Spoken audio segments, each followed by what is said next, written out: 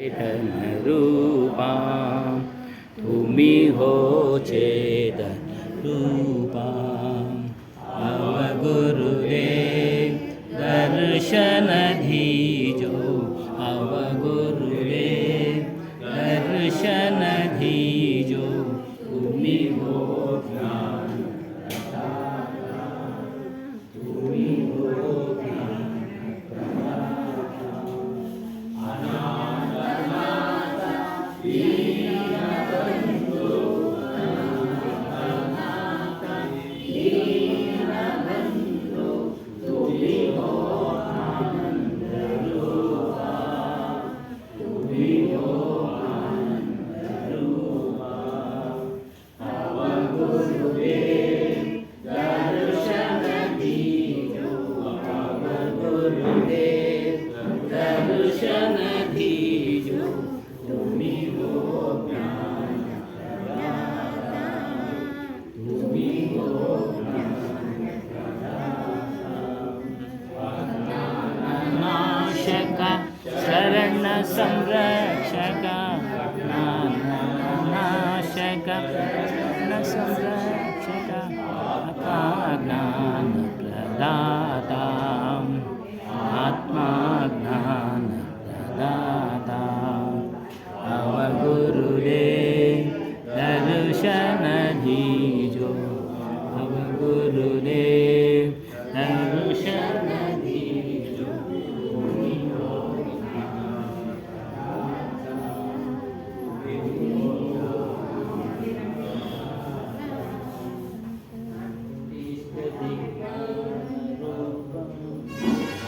रूपं हरिरभो आसनाशाल सर्वत्रं ज्ञानदृष्टिविनश्यति तं कबीरमहावन्दे ज्ञानीनामरिगर्भः जगद्व्यासमहावन्दना ज्ञानविमुच्यति नमोऽस्तु ते कबीरस्य साधुवृन्दनमोऽस्तु ते गोस्वामी धर्मदासस्य वन्दनं च पुनः पुनः बोलिए श्री सत्यनारायण साहेब की जय श्री हनुमान साहेब की जय गुरु माता जी की जय सर्वसंत अनंत की जय ಕಪ್ಪಡ ಕುಂತ ಕುಂತವ್ರು ನಾ ಮಳೆನ ಪ್ಲಾನ್ ಕೊಟ್ಬಿಡ್ರಿ ಅಷ್ಟೇ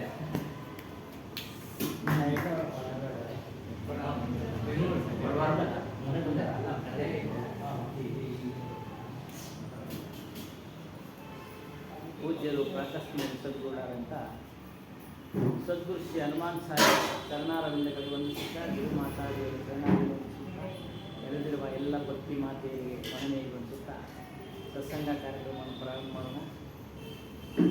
ವಿಷಯ ಸತ್ಯದ ಉಪದೇಶ. ಸತ್ಯದ ಉಪದೇಶ ನಾವು ತಿಳ್ಕೊಳ್ಳೋದು ಅಪರಾಧ ಏನಲ್ಲ, ಒಪ್ಪಿಕೊಳ್ಳೋದು ನಾವು ಅಪರಾಧ ಏನಲ್ಲ. ಪ್ರಪಂಚದಲ್ಲಿ ಅನೇಕ ವಿಧವಾದ ಅಪರಾಧಗಳಿವೆ. ಕಳ್ತನ ಒಂದು ಅಪರಾಧ, ದರೋಡೆ ಒಂದು ಅಪರಾಧ, ಹತ್ಯೆ ಮಾಡೋದು ಅಪರಾಧ, ಇವನ್ ಬೈಯೋದು ಸಹ ಒಂದು ಅಪರಾಧ. ನಮ್ಮ ಒಂದು ಭಾರತೀಯ ದಂಡ ಸಂಹಿತೆಯಲ್ಲಿ ಬೈಯೋದು ಸಹ ವಿನಾಕಾರಣ ಬೈಯೋದು, ಅವಾಚ್ಯ ಶಬ್ದಗಳಿಂದ ಅದು ಸಹ ಒಂದು ಅಪರಾಧವೇ. ಒಬ್ಬನ್ನ ಅಡ್ಡಗಟ್ಟೋದು ಅಪರಾಧ, ಎಲ್ಲ ಅಪರಾಧ. ಅದೇ ರೀತಿಯಲ್ಲಿ ಜ್ಞಾನದಲ್ಲಿ, ಆಧ್ಯಾತ್ಮಿಕದಲ್ಲಿ ಸತ್ಯೋಪದೇಶ, ಸತ್ಯದ ಉಪದೇಶವನ್ನು ನಾವು ತಿಳ್ಕೊಳ್ಳೋದು ಅದು ಅಪರಾಧ ಅಲ್ಲ. ಅದರ ಬಗ್ಗೆ ತಿಳಿಸ್ತಾ ಇದ್ದಾರೆ. ಮಾನುಷ ತೈ ಬಡ ಪಾಪಿ ಯಾ ಅಕ್ಷರ ಗುರುಹಿ ನ ಮಾನ್ ಬಾರ ಬಾರ ಮನ ಕೂಕರಿ ಗರ್ಭದರೆ ಅವರು ಜ್ಞಾನ. ಅದು ಭಾವಾರ್ಥ ತಿಳಿಸ್ತಾ ಇದ್ದಾರೆ. ಏ ಮುಕ್ತ ಮಾನವನೇ, ನೀನು ಮನುಷ್ಯ ಜನ್ಮವನ್ನು ಧಾರಣೆ ಮಾಡಿ ಪಾಪದ ಕೆಲಸವನ್ನು ಮಾಡ್ತಾ ಇದೆಯಾ? ಏನದು ಪಾಪದ ಕೆಲಸ ಅಂದರೆ, ಗುರುಗಳು ಹೇಳತಕ್ಕಂಥ ಉಪದೇಶವನ್ನು, ಯಾವ ಉಪದೇಶ? ಗುರುಗಳು ನಮಗೆ 7 ಜನ ಗುರುಗಳು ಜಗತ್ತಿನಲ್ಲಿ. ತಾಯಿ ಗುರು, ತಂದೆ ಗುರು, ಶಿಕ್ಷಕ ಗುರು ಮತ್ತು ಪ್ರಸವ ಮಾಡತಕ್ಕಂಥ ಮಹಿಳೆ ಗುರು, ಅಕ್ಷರ ಕಲಿಸತಕ್ಕಂಥ ಶಿಕ್ಷಕ ಗುರು, ಯಂತ್ರ ಮಂತ್ರಗಳನ್ನು ತಿಳಿಸತಕ್ಕಂಥ ಆತನು ಗುರು, ಬ್ರಹ್ಮಜ್ಞಾನಿಗಳು ಸಹ ಗುರುಗಳೇ. ಆದರೆ 7ನೇ ಗುರುನ ಪಾರಕಿ ಸಂತರು, ಪಾರಕಿ ಗುರುಗಳು ಅಂತ ಹೇಳಿದ್ದಾರೆ. ಯಾಕೆಂದರೆ ಮೊದಲಿಂದ ಎಲ್ಲ 6ವರೆಗೂ ಏನೇನು ಗುರುಗಳು ಕೆಲಸ ಮಾಡ್ತಾರೋ ಆ ಗುರುಗಳ ಕೆಲಸ ಎಲ್ಲವನ್ನ ವಿವರಣೆ ಕೊಡ್ತಾರೆ. ಮತ್ತು ಇವೆಲ್ಲ ಮತ್ತೆ ಮತ್ತೆ ಆಗ್ತಾ ಇರ್ತವೆ ಈ ಕೆಲಸಗಳು. ಏನು, ಪ್ರಸೂತಿ ಕೆಲಸ ಪ್ರತಿ ಜನ್ಮದಲ್ಲೂ ಆಗುತ್ತೆ, ತಾಯಿ ಪ್ರತಿ ಜನ್ಮದಲ್ಲೂ ಆಗ್ತಾಳೆ, ತಂದೆ ಪ್ರತಿ ಜನ್ಮದಲ್ಲೂ ಆಗ್ತಾರೆ, ಅಕ್ಷರಾಭ್ಯಾಸ ಪ್ರತಿ ಜನ್ಮದಲ್ಲೂ ಆಗುತ್ತೆ. ಇನ್ನು ಬ್ರಹ್ಮಜ್ಞಾನದ ಉಪದೇಶ ಆಗಿದೆ, ಹಿಂದಿನ ಜನ್ಮಗಳಲ್ಲಿ ನಮಗೆ ಆಗಿದೆ. ಆದರೆ ನಮಗೆ ಬಿಡುಗಡೆ ಆಗಿಲ್ಲ. ಏನು, ಹುಟ್ಟುವುದರಿಂದ ಬಿಡುಗಡೆ ಆಗಿಲ್ಲ. ಯಾಕೆ ಅಂತಂದರೆ ಅವರು ಮೊದಲು ಎಲ್ಲವನ್ನ ಬಿಡಿಸ್ತಾರೆ. ದೇಹ ನೀನಲ್ಲ, ಬ್ರಹ್ಮವಸ್ತು ನಿನ್ನ ಆತ್ಮವು ನೀನೇ ಅಂತೇಳಿ ಬಿಡಿಸ್ಕೊಂಡು ಉಂಟು ಕೊನೆಗೆ ಸರ್ವಂ ಕಲ್ವಿದಂ ಬ್ರಹ್ಮ, ಎಲ್ಲದರಲ್ಲೂ ನೀನು ಒಬ್ಬನ ತುಂಬಿದ್ಯಾ, ಈ ಬಂಧನಕ್ಕೆ ತೊಡಗಿಸೋದ್ರಿಂದ ಅದರಿಂದಲೂ ಬಿಡುಗಡೆ ಇಲ್ಲ. ಇದನ್ನು ಬಿಡಿಸೋನೇ ಪಾರಕಿ ಗುರುಗಳು. ಅಂದರೆ ಪರೀಕ್ಷೆ ಮಾಡಿ ಮಾಡಿ ಮಾಡಿ ನಿಮಗೆ ಅವಕಾಶ ಕೊಡ್ತಾರೆ ಪರೀಕ್ಷೆ ಮಾಡೋಕ್ಕೆ. ಅದನ್ನೆಲ್ಲ ಬಿಡಿಸಿದ್ದಾರೆ ಪಾರಕಿ ಗುರುಗಳು. ನೀರು ಬೇರೆ, ಚೈತನ್ಯ ಬೇರೆ. ಬ್ರಹ್ಮ ಅಂದರೆ ಚೈತನ್ಯ, ಸತ್ಯನಾಮ, ಅನೇಕ ಹೆಸರುಗಳು, ಅನೇಕ 4 ಅವರವರ ಅಭಿಪ್ರಾಯ ತಕ್ಕಂಗೆ ಕೊಟ್ಟಿದ್ದಾರೆ. ಆತ್ಮ ಅಂತಾರೆ, 4 ವೇದಗಳಲ್ಲಿ 4 ರೀತಿ ಕರೀತಾರೆ. ಏನು, ಬ್ರಹ್ಮನ, ಆತ್ಮನನ್ನು ಪ್ರಜ್ಞಾನ ಬ್ರಹ್ಮ, ತತ್ವಮಸಿ, ಅಯಮಾತ್ಮ ಬ್ರಹ್ಮ, ಅಹಂ ಬ್ರಹ್ಮಾಸ್ಮಿ. ಅದೇ ರೀತಿ ಚೇತನ, ಶಕ್ತಿ, ಆತ್ಮ, ಸತ್ಯನಾಮ, ಈ ರೀತಿಯಲ್ಲಿ ಕೊಟ್ಟಿದ್ದಾರೆ. ಇದನ್ನು ಬಿಡಿಸಿದರು ಪಕ್ಕ 7ನೇ ಗುರುಗಳು. ಏನು, ನೀನು ಎಲ್ಲದರಲ್ಲೂ ತುಂಬಿದ್ಯಪ್ಪ, ನೀನು ಪ್ರತ್ಯೇಕ, ನೀನು ಬೇರೆ ಬೇರೆ, ಒಬ್ಬನೇ ಆತ್ಮ ಎಲ್ಲರಲ್ಲೂ ಇಲ್ಲ, ಜಡ ವಸ್ತುಗಳಲ್ಲೂ ಇಲ್ಲ, ಗಿಡದಲ್ಲಿಲ್ಲ, ಮರದಲ್ಲಿಲ್ಲ. ಗಿಡದಲ್ಲಿ ಶಕ್ತಿ ಇದೆ, ಅದರದ್ದೇ ಆದಂಥ ಬೆಳೆಯೋ ಶಕ್ತಿ ಇದೆ, ಅದರಲ್ಲಿ ತಿಳಿಯೋ ಶಕ್ತಿ ಇಲ್ಲ. ಯಾರು ಬಂದು ಕೂತ್ಕೊಂಡ್ರು ಅದಕ್ಕೂ ಅವಕಾಶ ಕೊಡುತ್ತೆ ಕೂತ್ಕೊಳ್ಳೋಕ್ಕೆ. ಮರದ ಮೇಲೆ ಒಂದು ಪ್ರಾಣಿ, ಚಿರತೆ ಹತ್ತು ಕೂತ್ಕೊಳ್ಳುತ್ತೆ, ಕೋತಿ ಎತ್ಕೊಳ್ಳುತ್ತೆ, ಮನುಷ್ಯ ಅದು ಕೂತ್ಕೊಳ್ತಾನೆ. ಅವೇ ದೂರ ತೊಳ್ತಾವ, ಚಿರತೆ ಮಾಂಸ ಭಕ್ಷ ಇದು ಮಾಡ್ತಿದೆ, ಇದನ್ನು ಕುಳ್ಳಿಸ್ಕೊಬಾರ್ದು ಅಂತ ಇಲ್ಲ. ಅದಕ್ಕೆ ಜೀವ ಇದೆ, ಬೇರೆ ರೀತಿ ಬೆಳೆಯೋದು, ಹಣ್ಣು ಕೊಡೋದು, ಹೂ ಕೊಡೋದು, ಅದು ಬೇರೆ. ಆದರೆ ತನ್ನನ್ನು ತಾನು ತಿಳಿಯೋ ಅದಕ್ಕೆ ಶಕ್ತಿ ಇಲ್ಲ. ಅದು ನನ್ನ ಮೇಲೆ ಯಾರು ಕುಳಿತಿದ್ದಾರೆ, ನನ್ನ ಯಾರು ಕಡಿಯಕ್ಕೆ ಬರ್ತಾ ಇದ್ದಾರೆ, ಏನಾದ್ರು ಹೇಳುತ್ತಾ ನನ್ನ ಕಡೆ ಕಡಿಬಾರ, ಏನಿಲ್ಲ. ಅದು ಅದರಲ್ಲೂ ಚೈತನ್ಯ ಇದೆ ಅಂತ ಹೇಳ್ತಾರೆ ಬ್ರಹ್ಮಜ್ಞಾನಿಗಳು. ಅದರಲ್ಲೂ ಚೈತನ್ಯ ಇದೆ ಅಂತ ಹೇಳ್ತಾರೆ. ಅದು ಇಲ್ಲ. ಜಡದ ಅರ್ಥ ಏನೋ, ತನ್ನನ್ನು ತಾನು ತಿಳಿಯಲ್ಲ, ಮತ್ತೊಂದನ್ನು ತಿಳಿಯೋದಿಲ್ಲ. ಅದು ತನ್ನನ್ನು ತಾನು ತಿಳಿಯಲ್ಲ, ಬೇರೆ ಬರ್ತು ಕುತ್ಕೊಂಡು ಎಷ್ಟೋ ಅದ್ರ ಮೇಲೆ ಆಟ ಆಡ್ತಾರೆ ಮಕ್ಕಳೆಲ್ಲ, ಮರದ ಮೇಲೆ ಏನಾದರೂ ಇದು ಮಾಡ್ತಾರೆ, ಇಲ್ಲ. ಅದೇ ಬ್ರಹ್ಮಜ್ಞಾನಕ್ಕೂ ಪಾರಕಿ ಜ್ಞಾನಕ್ಕೂ ಇರುವ ವ್ಯತ್ಯಾಸ. ಪಾರಕಂದ್ರೆ ನೀವೆಲ್ಲ ಪಾರಕಿ ಸ್ವರೂಪಿಗಳು, ಪರೀಕ್ಷೆ ಮಾಡತಕ್ಕಂಥವ್ರು ಎಲ್ಲವನ್ನ ಮನಸ್ಸಿನ ಮೂಲಕ, ಬುದ್ಧಿಯ ಮೂಲಕ, ನಿಮ್ಮ ಮೂಲ ಅರಿವಿನ ಮೂಲಕ ಎಲ್ಲವನ್ನ ಪರೀಕ್ಷೆ ಮಾಡತಕ್ಕಂಥ ಇವ್ರನ್ನ ಪಾರಕಿಗಳು, ಪರೀಕ್ಷೆ ಮಾಡೋರು. ಪರೀಕ್ಷೆ ಮಾಡ್ತೀವಲ್ಲ, ಪದಾರ್ಥಗಳನ್ನ ಪರೀಕ್ಷೆ ಮಾಡ್ತೀವಿ, ಒಳ್ಳೆಯದನ್ನೇ ತೆಗೆದುಕೊಳ್ತೀವಿ, ಕೆಟ್ಟದನ್ನು ತೆಗೆದುಕೊಳ್ಳೋದಿಲ್ಲ. ನಮ್ಮ ಲಾಭ ಆಗತಕ್ಕಂಥ ವ್ಯವಹಾರ ಮಾಡ್ತೀವಿ, ನಷ್ಟ ಆಗತಕ್ಕಂಥ ವ್ಯವಹಾರ ಮಾಡ್ತೀವ? ಇಲ್ಲ. ಹಾಗಾಗಿ ಅದಕ್ಕೆ ಪಾರಕಿ ಸಂತರು ಅದನ್ನ ಹೇಳ್ತಾರೆ. ಮುಗ್ಧ ಮಾನವ, ನೀನು ಪಾಪ ಮಾಡ್ತಾ ಇದ್ದೆ, ಹುಟ್ಟಿದವನು ಸರಿಯಾದ ಜ್ಞಾನ ತಿಳಿತಾ ಇಲ್ಲ, ಗುರು ಉಪದೇಶ ಕೊಡ್ತಾ ಇದ್ದಾರೆ. ಅವಿನಾಶಿ ಸ್ವರೂಪ, ನಾವೆಲ್ಲರೂ ಅವಿನಾಶಿ ಸ್ವರೂಪಗಳು. ನಮ್ಮ ಅರಿವು ಮೂಲ ತತ್ವ ಏನಿದೆಯಲ್ಲ ಅದನ್ನ ಸತ್ಯನಾಮ ಅಂತ ಹೇಳ್ತಾರೆ. ಅದೆಲ್ಲ ಅವಿನಾಶಿ, ನಾಶ ಆಗದೆ ಇರ್ತಕ್ಕಂಥವು. ಇಲ್ಲಿ ಹೇಳಿದ್ವಲ್ಲ, ಸಂಚಿತಾಗಾಮಿ ಕೂಡಿ ಕರ್ಮ ಅವಾಯ್ತು ಅಂತ. ಹಿಂದೆ ಮಾಡಿದಂಥ ಕರ್ಮ ಈಗ ಅನುಭವಿಸ್ತಾ ಇದೀವಿ, ಪ್ರಾರಬ್ಧ ಈಗ ಮಾಡಬೇಕು, ಈಗ ಮಾಡಿದ್ದು ಮುಂದೆ ಚೆನ್ನಾಗಿರ್ಬೇಕು ಅಂತ ಏನೇನು ಕೆಲಸ ಕಾರ್ಯಗಳನ್ನು ಮಾಡ್ತೀವೋ ಅದು ಸಂಚಿತ ಸೇರ್ಕೊಳ್ಳುತ್ತೆ, ಹೋಗಿ ಸಂಗ್ರಹಣೆ ಆಗುತ್ತೆ. ಸಂಚಿತ ಅಂದರೆ ಸಂಗ್ರಹಣೆ ಆಗ್ತಾ ಇರುತ್ತೆ, ಸಂಗ್ರಹಣೆ ಮಾಡೋದು. ಈ ರೀತಿಯಾಗಿ ನಮ್ಮ ಸ್ವರೂಪ ಯಾವತ್ತಿಗೂ ನಾಶ ಆಗೋದಿಲ್ಲ, ನಮ್ಮ ಅರಿವು ಯಾವತ್ತಿಗೂ ನಾಶ ಆಗೋದಿಲ್ಲ. ಹಿಂದೆ ಇದ್ವಿ, ಈಗಿದ್ದೀವಿ, ಮುಂದೆನೂ ಇರ್ತೀವಿ. ಮುಕ್ತನಾಗದಿದ್ರೆ ಮುಂದೆ ಇರ್ತೀವಿ. ಮುಕ್ತನಾಗತಕ್ಕಂಥ ಉಪದೇಶವನ್ನು ಗುರು ಕೊಡ್ತಾ ಇದ್ದಾನೆ ನಿನಗೆ, ಆದರೆ ನೀನು ಅದನ್ನು ಒಪ್ಕೊಳ್ತಾ ಇಲ್ಲ, ಸ್ವೀಕರಿಸ್ತಾ ಇಲ್ಲ. ಆದರೆ ಯಾವುದನ್ನ ಸ್ವೀಕರಿಸ್ತಾ ಇದೆಯಾ ಅಂದರೆ ಈ ನಾಶ ಆಗತಕ್ಕಂಥ ದೇಹವನ್ನು, ಜೀರ್ಣ ಆಗತಕ್ಕಂಥ ದೇಹವನ್ನು ನೀನು ಪ್ರೀತಿಸ್ತಾ ಇದೆಯಾ, ಪೋಷಣೆ ಮಾಡಬೇಕು, ಇಲ್ಲ ಅಂತೇಳಿ. ಈಗ ಅವ್ರಿಗೆ ಪೋಷಣೆ ಮಾಡಬೇಕು, ಕಾಯಿಲೆ ಬಂದರೆ ಔಷಧಿ ಕೊಡಿಸ್ಬೇಕು, ಊಟ ಮಾಡಬೇಕು, ಏನೇನು ಬೇಕು ವಸ್ತ್ರ ಹಾಕ್ಕೊಳ್ಬೇಕು, ಎಲ್ಲ ಬೇಕು. ಆದರೆ ಇದೇ ಶಾಶ್ವತವಲ್ಲ, ದೇಹನೇ ಶಾಶ್ವತವಲ್ಲ, ದೇಹ ಶಾಶ್ವತವಲ್ಲ. ಎಲ್ಲರೂ ದೇಹ ಶಾಶ್ವತ ಅಂತ ತಿಳಿದು ಮಾಡ್ತಾ ಇದ್ದಾರೆ. ಅದರಿಂದ ಇಲ್ಲೊಂದು ಉದಾಹರಣೆ ಕೊಡ್ತಾರೆ. ಒಂದು ಕಾಡು ಪಕ್ಷಿ ಗರ್ಭಧಾರಣೆ ಮಾಡಿಬಿಟ್ಟು ಆ ಮೊಟ್ಟೆಗಳನ್ನು ಸುರಕ್ಷಿತವಾಗಿ ನೋಡ್ಕೊಳ್ಳುತ್ತೆ. ಅದೇ ರೀತಿಯಾಗಿ ನೀನು ನಿನ್ನ ದೇಹವನ್ನು ಸುರಕ್ಷಿತದ ಕಡೆ ಗಮನ ಕೊಟ್ಟಿದ್ಯಾ. ಇದು ಒಂದಲ್ಲ ಅಂತ ಹೋಗುತ್ತೆ ಅನ್ನೋದು ನಿಮ್ಗೆ ಅರಿವಿಲ್ಲ, ಬದಲಾವಣೆ ಆಗುತ್ತೆ ಅನ್ನೋದು ಅರಿವಿಲ್ಲ. ಇದನ್ನ ತಿಳಿ. ಮತ್ತು ನೀನು ಸಂಪಾದನೆ ಮಾಡತಕ್ಕಂಥ ಎಲ್ಲ ವಸ್ತುಗಳು ನಿನ್ನ ಹಿಂದೆ ಬರೋದಿಲ್ಲ. ಇವತ್ತು ಪೇಪರ್ನಲ್ಲಿ ಹಾಕಿದೆ, ಈ ಬೆಳಿಗ್ಗೆ ಬಂದು ಈ ಪೇಪರ್ ನೋಡಿದೆ, ವಾರೆನ್ ಬುಲೆಟ್ ಅಂತ ಹೇಳಿ ಅವನ ಹೆಸರು 12 ಲಕ್ಷ ಕೋಟಿ ದಾನ ಮಾಡಿದೆ ಪ್ರಪಂಚದ ಎಲ್ಲ ಇದಕ್ಕೆ ದಾನ. ಹೇಳಿ, ಅನಾಥ ಮಕ್ಕಳಿಗೆ ಮತ್ತೊಂದು ಅವನು ಎಲ್ಲೆಲ್ಲಿ ಇಷ್ಟ ಬಂತು.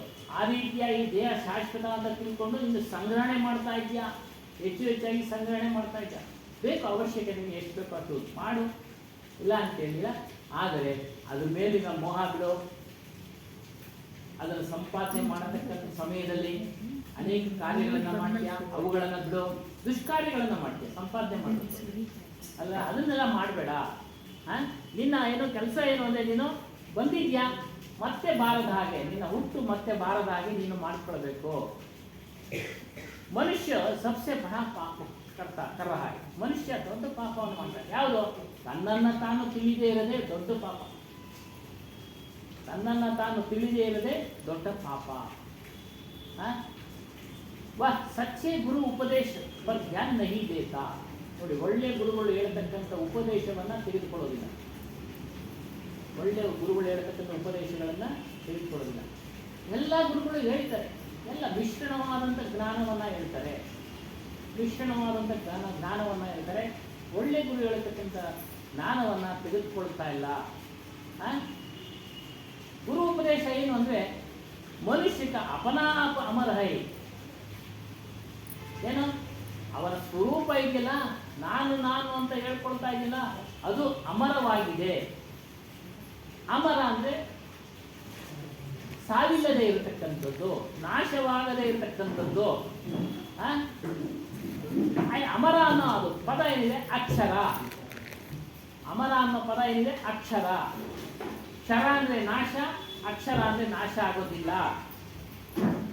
ಯಾವುದು ಅಂದರೆ ನಿನ್ನ ಸ್ವರೂಪ, ನಿನ್ನ ಆತ್ಮ, ಸತ್ಯನಾಮ, ಚೈತನ್ಯ, ಸೋಹಂ.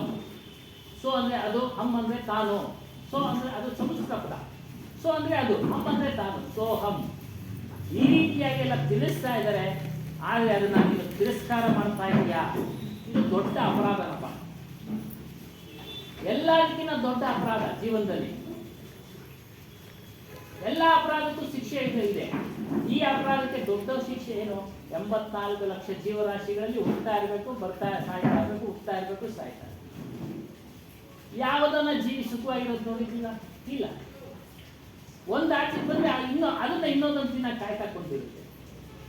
ಈ ಹೊರಗಡೆ ಬಂದರೆ ಹಾವು ಕಾಯ್ತಾ ಇರುತ್ತೆ ತಿನ್ನಕ್ಕೆ, ಕಪ್ಪೆ ಹೊರಗಡೆ ಬಂದರೆ ಹಾವು ಕಾಯ್ತಾ ಇರುತ್ತೆ ತಿನ್ನಕ್ಕೆ.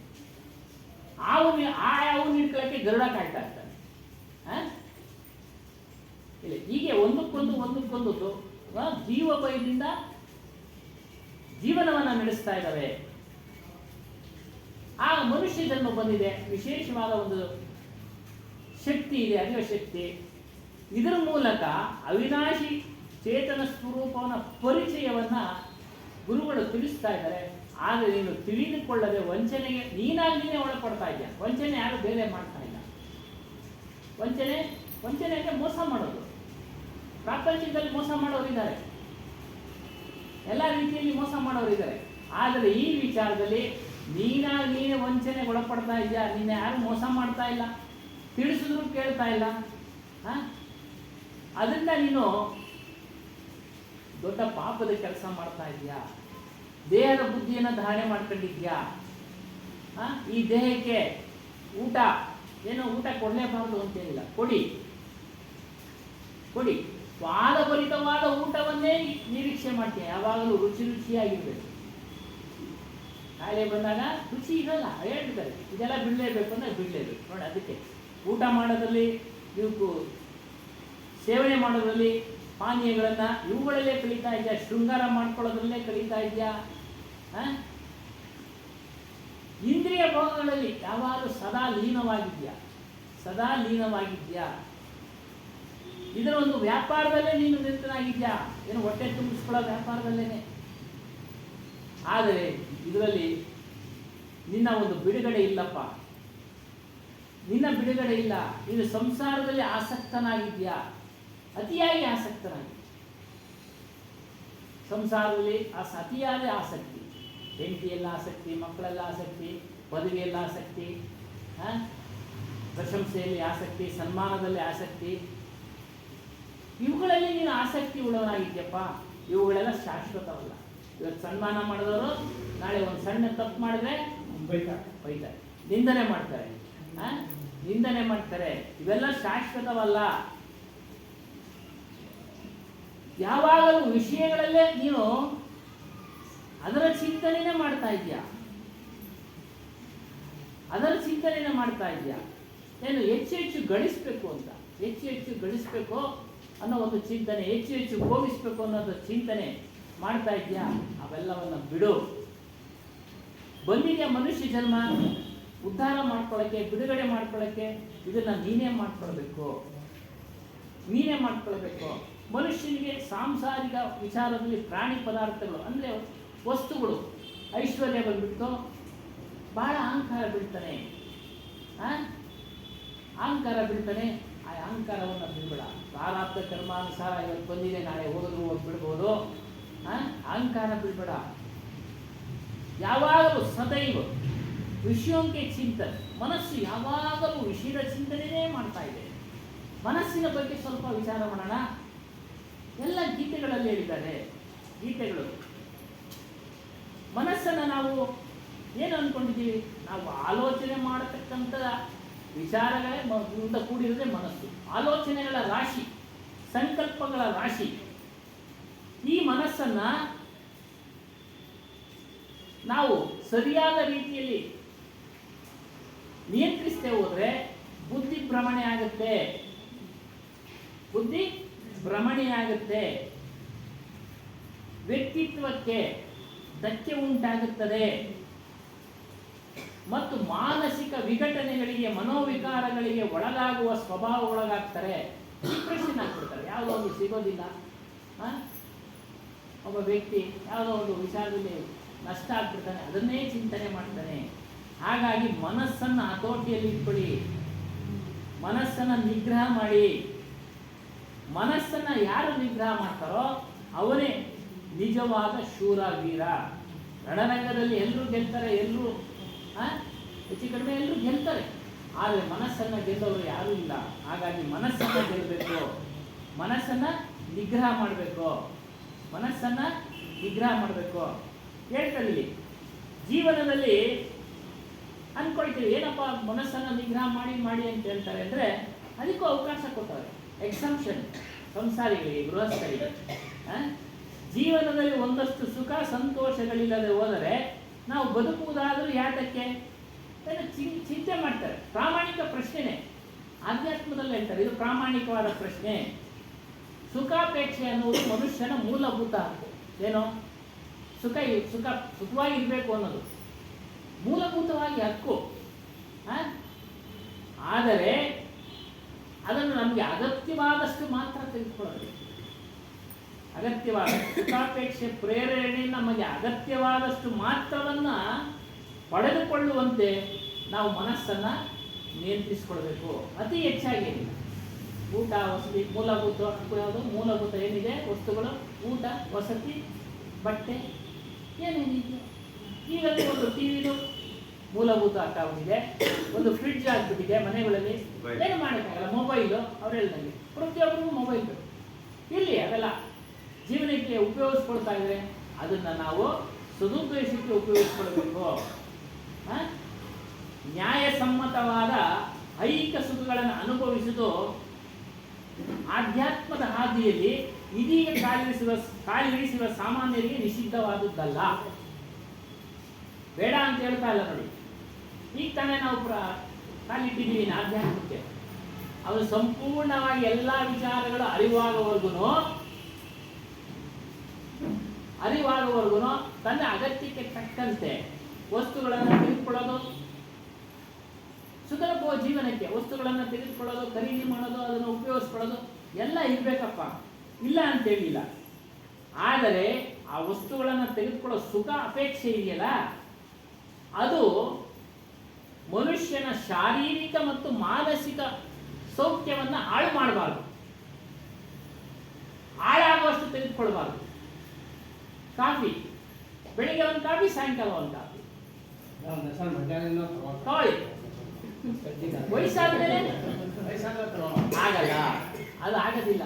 ಹೇಳ್ತಾರೆ ಕಾಫಿನೇ ಕುಡಿಬೇಡ ಅಂತಾರೆ, ಅವಾಗ ಲೆಸ್ ಕುಡಿತೀವಿ.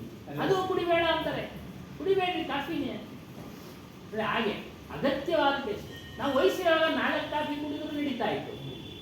ಈಗ 2 ಕುಡಿದ್ರು ಒಂದೊತ್ತು ಕುಡೀರಿ ಅಂತಾರೆ ಡಾಕ್ಟರ್ ಅವರು. ಒಂದೊತ್ತು ಕುಡೀರಿ. ಯಾಕೆ? ಸಕ್ಕರೆ ಕಾಯಿಲೆಯಿಂದ ಅನೇಕ ದೇಹದ ಅಂಗಾಂಗಗಳಿಗೆ ತೊಂದರೆ ಉಂಟು ಮಾಡ್ತವೆ. ಹೃದ್ರೋಗ ತೊಂದರೆ ಉಂಟು ಮಾಡುತ್ತೆ, ಶೋಲ್ಡ್ರು ನೋವು ಬರುತ್ತೆ, ಕಿಡ್ನಿ ಫೇಲ್ಯೂರ್ ಆಗುತ್ತೆ. ಈ ರೀತಿ ಶುಗರ್ ಬಂದರೆ, BP ಬಂದರೆ ಅನೇಕ ಕಾಯಿಲೆಗಳು. ಅದಕ್ಕೆ ಹೇಳ್ತಾ ಇದ್ದಾರೆ, ನಿನ್ನ ಮಾನಸಿಕ ಕಣ್ಣಿಗೂ ಇದಾಗುತ್ತೆ. ನಿನ್ನ ಶಾರೀರಿಕ ಸೌಖ್ಯವನ್ನು ಹಾಳು ಮಾಡುವಂತಿರಬಾರದು. ನೀನೇನೇ ಸುಖದ ಇಚ್ಛೆಗಳು ತೆಗೆದುಕೊಂಡ್ರು, ಊಟ ಮಾಡೋ ಇಚ್ಛೆ ಆಗಲಿ, ಮತ್ತೊಂದು ಕಡೆ ಹೋಗೋ ಇಚ್ಛೆ ಆಗಲಿ. ಇವಾಗ ಮಾತಾಡ್ತಾ ಇದ್ದೀವಿ, ಶಬರಿಮಲೆ ಆಗಲಿ ಹೋಗ್ತಾ ಇದ್ದಾರೆ, ಹೋಗುವಷ್ಟು ಹೋಗ್ಬೋದು. ತೀರಾ ಮೆತ್ತಾದ್ಮೇಲೆ ಹೋಗೋಕ್ಕಾಗತ್ತೆ, ತೀರಾ ಮೆತ್ತಾದ್ಮೇಲೆ ಹೋಗೋದಕ್ಕಾಗತ್ತೆ. ಆವಾಗ ಶಾರೀರಕ್ಕೆ ತೊಂದರೆ ಆಗುತ್ತೆ. ಆವಾಗ ನಾವು ವಿಚಾರ ಮಾಡಬೇಕು, ವಿಚಾರ ಮಾಡಿಬಿಟ್ಟು ಸುಮ್ಮನಾಗಬೇಕು. ಅದಕ್ಕೆ ನಿನ್ನ ಶಾರೀರಿಕ ಸೌಖ್ಯಕ್ಕೆ ಆಡ್ಕೋಬಾರ್ದು. ಅದೇ ರೀತಿ ಮಾನಸಿಕಕ್ಕೂ ತೊಂದರೆ ಆಗಬಾರ್ದಪ್ಪ. ಮನಸ್ಸಿಗೆ ಏನು ತೊಂದರೆ ಆಗ್ತಿದೆ ಅಂದರೆ, ಹೋಗೋ ಅಪೇಕ್ಷೆ ಇದೆ, ಇಲ್ಲಿ ಸಾಮರ್ಥ್ಯ ಇರೋದಿಲ್ಲ, ವ್ಯವಹಾರ ಇಲ್ಲ, ಅವಾಗ ಸಾಲ ಮಾಡಿ ಹೋಗ್ಬೇಕಾಗುತ್ತೆ. ಸಾಲ ಮಾಡಿದ್ಮೇಲೆ ತೀರಿಸ್ಬೇಕಲ್ಲಪ್ಪ ಅನ್ನೋದು ಮಾನಸಿಕ ಚಿಂತೆ. ನೋಡಿ, ಇದೆಲ್ಲ ನಾವು ಚಿಂತನೆ ಮಾಡಬೇಕು, ಇವೆಲ್ಲ ನಾವು ಹೋಗ್ಬೇಕಾಗುತ್ತೆ. ಒಟ್ಟಿನಾಗೆ ನಮ್ಮದು ಸುಖಾಪೇಕ್ಷೆ ಇರಬೇಕು, ಇಲ್ಲ ಅಂತಿಲ್ಲ. ನಮಗೆ ಅಗತ್ಯ ಎಷ್ಟಿದೆಯೋ ಅಷ್ಟು. ಅದೇನಂತಾರೆ, ಆಸ್ತಿ ಇರೋಷ್ಟು ಕಾಲು ಚಾಚು. ಅದರಿಂದ ಈ ರೀತಿಯಾಗಿ ನಾವು ಮನಸ್ಸನ್ನು ನಿಗ್ರಹ ಮಾಡ್ಕೊಳ್ಬೇಕು. ಸುಖದ ಅಪೇಕ್ಷೆ ಇವು ಆತ್ಮದ ದಾರಿಗೆ ಹಾನಿಯಾಗಬಾರದು. ನಮ್ಮನ್ನು ನಾವು ತಿಳ್ಕೊಳ್ಳೋಕ್ಕೆ ಅದು ತೊಂದರೆ ಆಗಬಾರ್ದು. ಆ ರೀತಿ ನೀವು ಸುಖಾಪೇಕ್ಷೆಯನ್ನು ತಗೊಳ್ಳಿ, ಮಾಡಿ. ಮತ್ತು ಕೆಲವೊಂದು ನೈತಿಕ ಕಟ್ಟುಪಾಡುಗಳಿಗೆ ಒಳಗಾಗದ್ರೇ ಮಾತ್ರನೇ ಮನಸ್ಸನ್ನು ನಿಗ್ರಹ ಮಾಡೋದು ಆಗೋದು, ಇಲ್ಲ ಅಂದರೆ ಆಗೋದಿಲ್ಲ. ನಿರ್ದಿಷ್ಟ ನೈತಿಕ ಕಟ್ಟುಪಾಡುಗಳ ಒಳಗೆ ನಾವು ಜೀವನ ಮಾಡಬೇಕು, ಇಲ್ಲಾಂದರೆ ನಾವು ಕಷ್ಟಕ್ಕೆ ಸಿಕ್ಕಾಕೊಳ್ತೀವಿ. ಈಗೆಲ್ಲ ನಾವೆಲ್ಲರೂ ಒಂದು ಭಾರತ ದೇಶದಲ್ಲಿದ್ದೀವಿ. ಭಾರತ ದೇಶ ಕಾನೂನು ಮಾಡಿದೆ. ಆ ಕಾನೂನಿನ ಅಡಿನಲ್ಲಿ ಎಲ್ಲರೂ ನಾವು ಬದುಕಲೇಬೇಕು. ಆ ಕಾನೂನು ಮೀರಿದ್ರೆ ನಮಗೆ ದಂಡ ಆಗ್ತದೆ. ನಾವು ಸ್ವತಂತ್ರರಲ್ಲ, ತಿಳ್ಕೊಳ್ಳಿ. ಸ್ವತಂತ್ರ ನಮ್ಮ ದೇಶಕ್ಕೆ ಬಂತು ಇಲ್ಲ, ನಾವು ಮಾತಾಡೋಕ್ಕೆ ಸ್ವತಂತ್ರ ಇದೆ, ಓಡಾಡೋಕ್ಕೆ ಸ್ವತಂತ್ರ ಇದೆ. ಮೊದಲು ಅದೆಲ್ಲ ಇರಲಿಲ್ಲ.